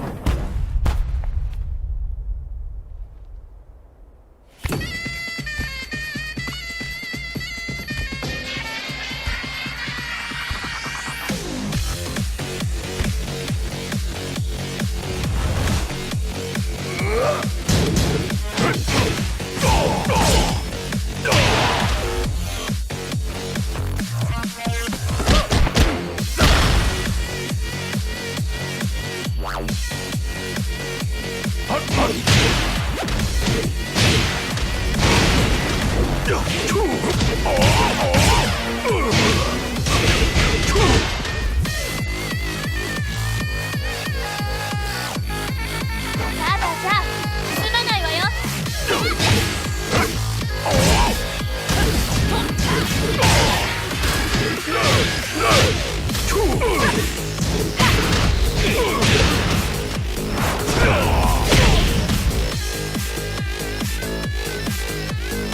I will crush you!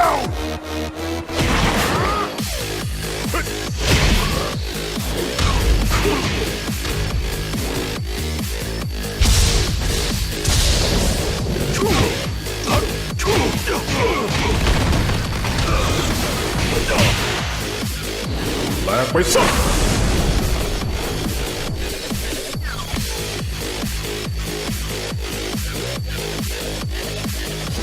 ยังเหลืออีกกี่คนเนี่ย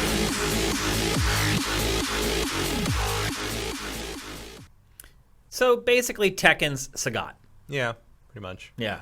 Although, I don't know, he seems a lot bigger in the cutscene than he He's does like- in the actual He's like 4 gameplay. feet taller in the cutscene. Then they cut the gameplay and they're the exact same height. Yeah. I noticed some people in our chat picked up on that as well. You guys are smart. I knew that already, though. Let's get to some questions before we head off into the night. Let's also thank people for Twitch Prime. Oh, there's a bunch. Ultimate Villain cheered. Thank you. You also subscribe via Twitch Prime. Thank you.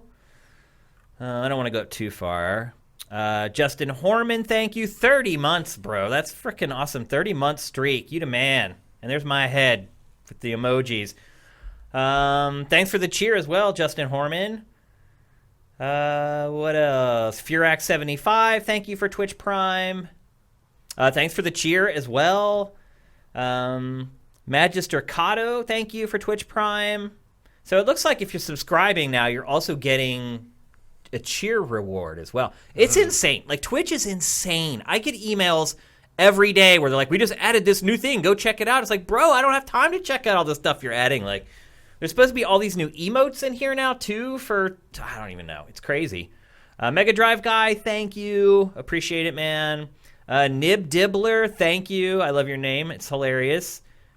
And I think that's it for the end here. All right, let's get to some questions because we are running out of time. Justin Horman, what's the best game announcement reveal you can recall from a game award show? That's tough because, like, all the original award shows... Most award shows don't do that. They weren't like this cavalcade of exclusives. I mean, it's Right. basically Jeff is just leveraging what he's been doing for a long time into his award show with this. Yeah, or he's really leveraging an award show as a reason to do a premiere special. That could be, too. That's really what this is. Or you can look at it the either Game way. Awards are advertainment. They're Yeah. they're there for the commercials. If the commercials and the premieres go away, so do the Game Awards. Well, it's like the Super Bowl for people who hate football. I would say that's E3, but this is more like the MTV Movie Awards. Like, no one really cares about the awards, but you're sort of there for the spectacle. Well, I was just saying, like, people are just showing up to watch the commercials at the Super Bowl if they don't care about football. Except the commercials are the show in this case. Yeah. Because I count a trailer as a commercial. Like, an announcement is a I mean, they're commercial. made to advertise the product. So to answer your nobody's dressed as a question, the razor best anymore. game announcement reveal, I mean, it's probably something from the Game Awards because it just didn't happen, really. I mean, they showed that one year they showed Breath of the Wild. They did that like video with Miyamoto playing it with. That's probably the biggest one from the Game Awards, where he's just sitting there. Yeah, and the TV's playing with the game, but it's not actually showing you the game full screen. Yeah, that's probably the most like notable. Yeah, that's the heaviest I think exclusive he's ever had. Yeah, for sure, biggest hitter. Sign Tyke, I believe that's how I say it. Cinetic? Or Cinetyke, or Cinetic. Regarding Sony exclusives on PC, I think it's great since if someone hasn't bought the game on the console after a few years after launch, Sony lost a sale on the console and only gain if it sells on PC. But does that affect the appeal of backwards compatibility on PS5 or PS6 when deciding to buy a console if you know you cannot buy it and play the exclusive, or if you know you can? Wait, that doesn't make sense. If you know you cannot buy it and play the exclusives on PC eventually. Oh, meaning pass on buying it and then buy it later for PC. Got it. We kind of discussed this. Yeah, although he's talking about the next generation changeover from PS5 to PS6. I am never going to want to wait 9 months to a year to play a PlayStation game I want to play. So yeah, I mean, I could wait 8 or 9 months to play some of them, but there are some no way. But I'm not waiting that long for Horizon 3. No, or the next God of War 3, Spider-Man or whatever. No, like I want to play those right away. Yeah, like Days Gone, I could probably survive 8 or 9 months waiting to play that. There's just too many good first-party Sony games to wait for PC for me. I mean, you're really. I mean, I think if you're doing that delay thing on PC releases, you're really just aiming for the people who will not play anything on a console. And to answer his question, though, does it affect the appeal of backwards compatibility? Not really. I don't see how it would influence that at all. No. I mean, there's still going to be old games no matter what. Except instead of being 5 months old, maybe they're 12 months old. There's still an old game that you missed that you would like to play eventually. Mm-hmm. Maybe if you get around to it. You still want to have the ability to play that game if at all possible. But I don't think releasing them on PC will affect that at all, because it's just, when you start talking about backwards compatibility and stuff like Game Pass, it's a numbers game. It's not that there's this one game there. It's that there are all these games there. And I feel like backwards compatibility is kind of in that same sort of arena, where it's not just about that one thing. It's more about being able to say, like, oh, I can play all these things all these games, even if you don't ever do that. Which I don't. Yeah, I mean, I do. I certainly on the Xbox One, I've played more backwards compatible stuff than I have on probably any other platform ever. Because, like, you know, I played through Red Dead Redemption 1 again. I played the old Gears games. I played Fable. I played, you know, it's got better stuff to go back to. Also, the stuff to go back to is better than what's being put out currently on that platform. True, so, you know, do I want to play, you know, another lackluster Crackdown game, or would I rather go back and play Crackdown 1 again? Yeah. 3 guesses. Yep. I'm glad that backwards compatibility exists, because I like the concept of it and the idea of it, but I never use it. Like, I'm glad I have a PS3 Fat, but I think I've actually used the backwards compatibility on it like 5 times ever. In that case, backwards compatibility is valuable to me because it means I don't have to hook another system up. Yeah, and that does make a difference. Game. Yeah. Which is actually more useful for game capture than for anything else, like leisure. But for like something like I tell you, I am much more likely to play a backwards compatible game if you make it perform better on the new platform. Oh, sure. I mean, certainly it's why I played through Ninja Gaiden 1 and 2 again when those went live for backwards compatibility. Like, that makes a huge difference. Yep. So, yeah. I think did Johnny Hurricane have a question up here, or maybe it's slower? I'm all discombobulated. Eth Demon, what company developer do you think had the biggest resurgence this gen? I think Square Enix. Nintendo. Yeah. Not even close. Wii U to the Switch. Like, Think about it. How could you say anyone else? Yeah, I mean, it is night and day. Look, some people don't care about Nintendo's games, so maybe Eth Demon doesn't, and I could get why he'd pick something else. But even from like an objective sales perspective, it's just a complete turnaround. It's unreal. Like, there's no comparison. Yep. They flipped that flop real quick. Here's Johnny Hurricane. Am I just being cynical for thinking that Resident Evil Resistance is going to end up being a replacement for Mercs in RE3? I know we haven't seen much of anything on RE3, but the RE2 post-game was pretty bleh. Also, Matt, don't know if you care or not, but the female monkeys can only have 2 kids per generation. That female might have already been tapped out. Well, I've been playing as that one he said character. Tapped out. I've been playing as that one character the entire time, and she did not have any babies. So I don't know where that. What I don't know how that would have happened, but I just like his use of words there. Tapped out. Yes, I think it is a replacement for Mercs. They're not going to have Mercs and Resistance, I don't think, in the same game. So yeah, I would look at it that way. I mean, you said yourself, the post-game content for RE2 was pretty much crap, and it was. So this is an upgrade to me. I thought Project Resistance was honestly going to be a standalone game that would sell for $30 or $40, and it would just go off into obscurity. This is a much better idea to roll it into Resident Evil 3.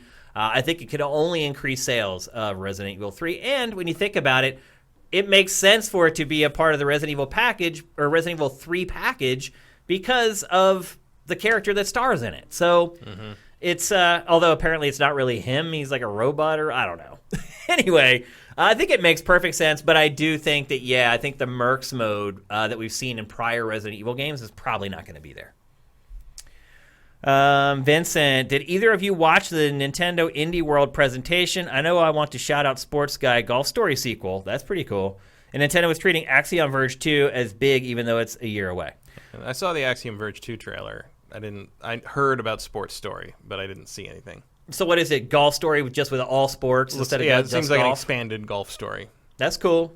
Golf Story is a great game. Golf Story is really good. Absolutely. Axiom Verge is a good game too. And is that a Switch exclusive now? Axiom Verge 2? Timed exclusive, I'm guessing. It didn't say. Yeah. Wouldn't surprise me though. Wouldn't either. Nintendo's pretty good at money hatting indies. Yeah, I didn't watch the presentation though. I just ended up watching the stuff afterwards.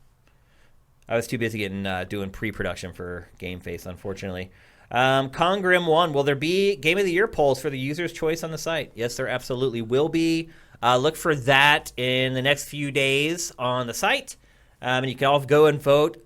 People always get pissy about it, though, because no matter how many games we include for them to choose from, inevitably, we're going to leave some game off the list that somebody thinks is the Game of the Year. I'm going to do my best. I'm probably going to go to Metacritic and just include, the 25 highest scoring games from 2019. And then you guys can pick from those. If your game is outside the top 25, it's just you that likes the game that much. I hate to break it to you, but that's just the way it is. Bold announcement predictions for the Game Awards. We kind of did that already. I mean, do you have any predictions where you think they're going to blow the doors off on something or anything? No, I don't think. I mean, the Breath of the Wild 2 gameplay debut is not out of the question. That would do it. That would be a big deal. About it. Yep. I mean, I'm excited to see Batman finally. Yeah. It's been a while since a Batman. Yeah. Too long. Been a long time since a good one. Yeah. Not Cirque. What's your favorite video game holiday tradition? Mine is going to my cousin's house to trade new and old video games. That's cool. I don't know if I really have any of that. I guess when all the presents are opened and everybody settles in with their games to just sort of play, especially with the handheld. The kids all have the handheld things in their own screens, so everybody's sort of playing games in the same room together. That's nice. Yeah. But there's not a lot of gaming in my on Christmas really. The whole when Christmas when I was a holiday. kid, it used to be more like, everything's and then Christmas we go to my grandma's and do all of that, and then you get home at night. All and you eat do is dinner, play your games. Eat dinner, and then you go upstairs and it's all warm and nice. You finally get to sit down with whatever Game Gear game I got or whatever and play that. That was nice, but that's been a long time since then. Yeah. I typically completely disconnect over the holidays because I am so connected the other 50 plus weeks out of the year that I just feel like I need a break to get away from it all. So I don't really go online much. Once I leave on the 17th, I think, the 17th, you won't see me online very much until the next year rolls around. We have a bunch of content that's rolling out on the site and our Patreon while I'm gone, but that's all being set up and pre-scheduled. I don't have to mess with that. It'll all go up on its own when it's supposed to. So I typically disconnect, but if there's any gaming thing I consistently do over the holidays, Christmas Day, we always go to my aunt and uncle's house, and they have 5 kids. And they're all now in their 20s and they're in college or whatever. But they always get tons of game stuff for the holidays. And they'll either ask my opinion on the stuff that they just got, or sometimes we'll actually go and play. Like I've told the story before, I had the cousin who was like 4 and his hands were like this big and he was playing Battlefield on a PC. And his little hands were so small, he couldn't just leave his hand in a place and play. He had to move his hand. I just remember watching his little hands scurry all over it was one of the most mind-blowing things I've ever seen. And he just dominated. Like, literally, these grown men on the mic going, you blah, blah, blah. His kid's like 4, and he's just owning all of them. So I get a little bit of gaming on that day, but otherwise, not much. Like, most of my friends who live in central Pennsylvania, they're not big-time gamers. They'll have systems, but when we go there, like, we haven't seen each other for like a year, so we don't really play a lot of games. We just hang out and have a couple beers and stuff like that. Let's see if we got one more. Goji Go. Do you think Sony releasing games on other platforms is something like a Trojan horse stealing company secrets, like a ninja, if you will? No. I don't really understand what that means. I think he's saying if Sony somehow gets mixed up in the development environments of multi-platform games, that somehow it will discover some kind of trade secrets or something. I don't know. No, That's the only way I can read it.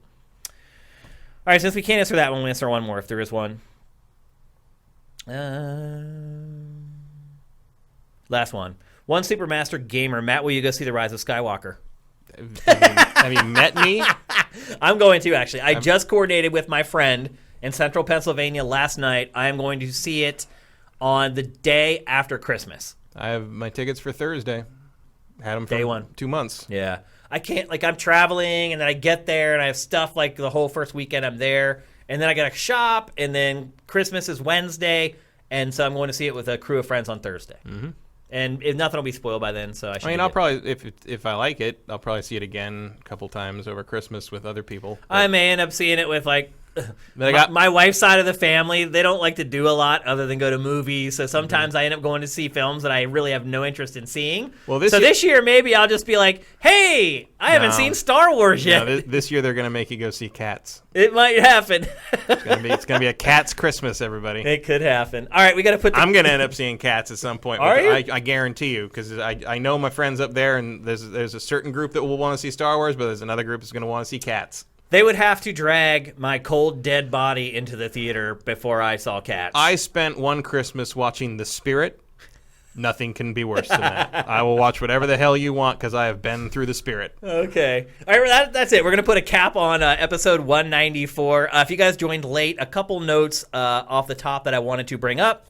First of all, if you have been a patron through the year and you have not got all your Patreon rewards, like your stickers or your shirt, send me a DM either on Patreon or through Sifted at Shane, and we will get that stuff out to you. Patreon system for dispersing that stuff is abysmal. I've been doing the best I can, but I'm sure a few of you slipped through the cracks. We want to get you that stuff, so reach out to me, and we'll make sure that we get it to you. Just one more episode of GameFace left. Was there a giveaway? Oh, touche. We do have a giveaway. I'm glad you looked at the rundown. Well, you mentioned the Patreon rewards, and you said that right around the time you mentioned the giveaway. That's right. We do. We actually have 2 giveaways for today. One of them's a pretty big deal.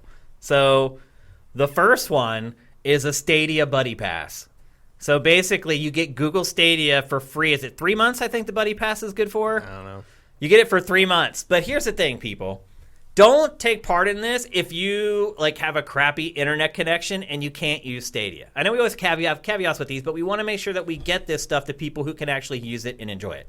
And this Stadia Buddy Pass is a pretty big deal. So we're gonna do, as usual, a quick little quiz, and the first person to get the answer correct into the chat will get it. Don't answer again if you have a crappy internet connection and you're not going to be able to use Stadia. So for our first giveaway, for the Buddy Pass for Google Stadia, this is actually a double question.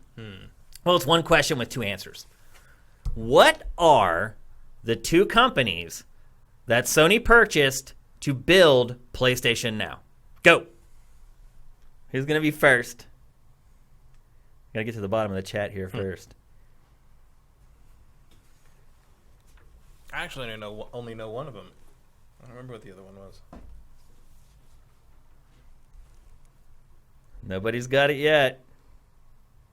There it is. Okay. Yep, Yeah. Emperor Dread God, look, he just barely beat everybody else.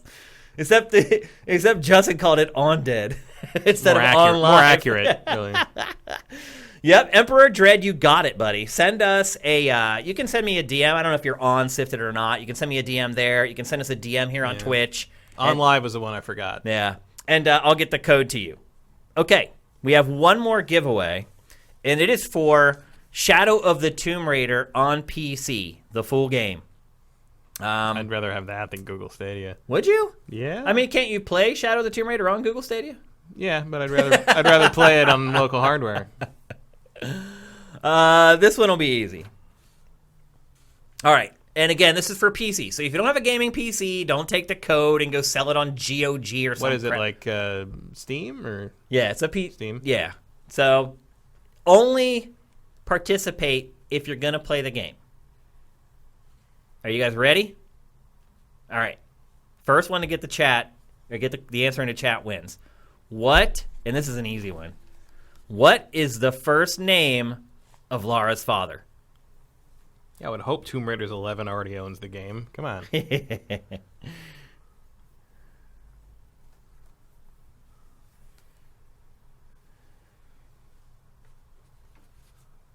Who's got it? Now, this is taking so slow somebody could have Googled it. George?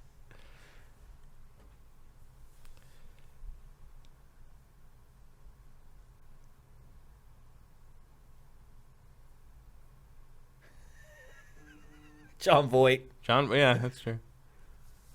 Good reference. Bob Croft. I'd be down for Bob Croft.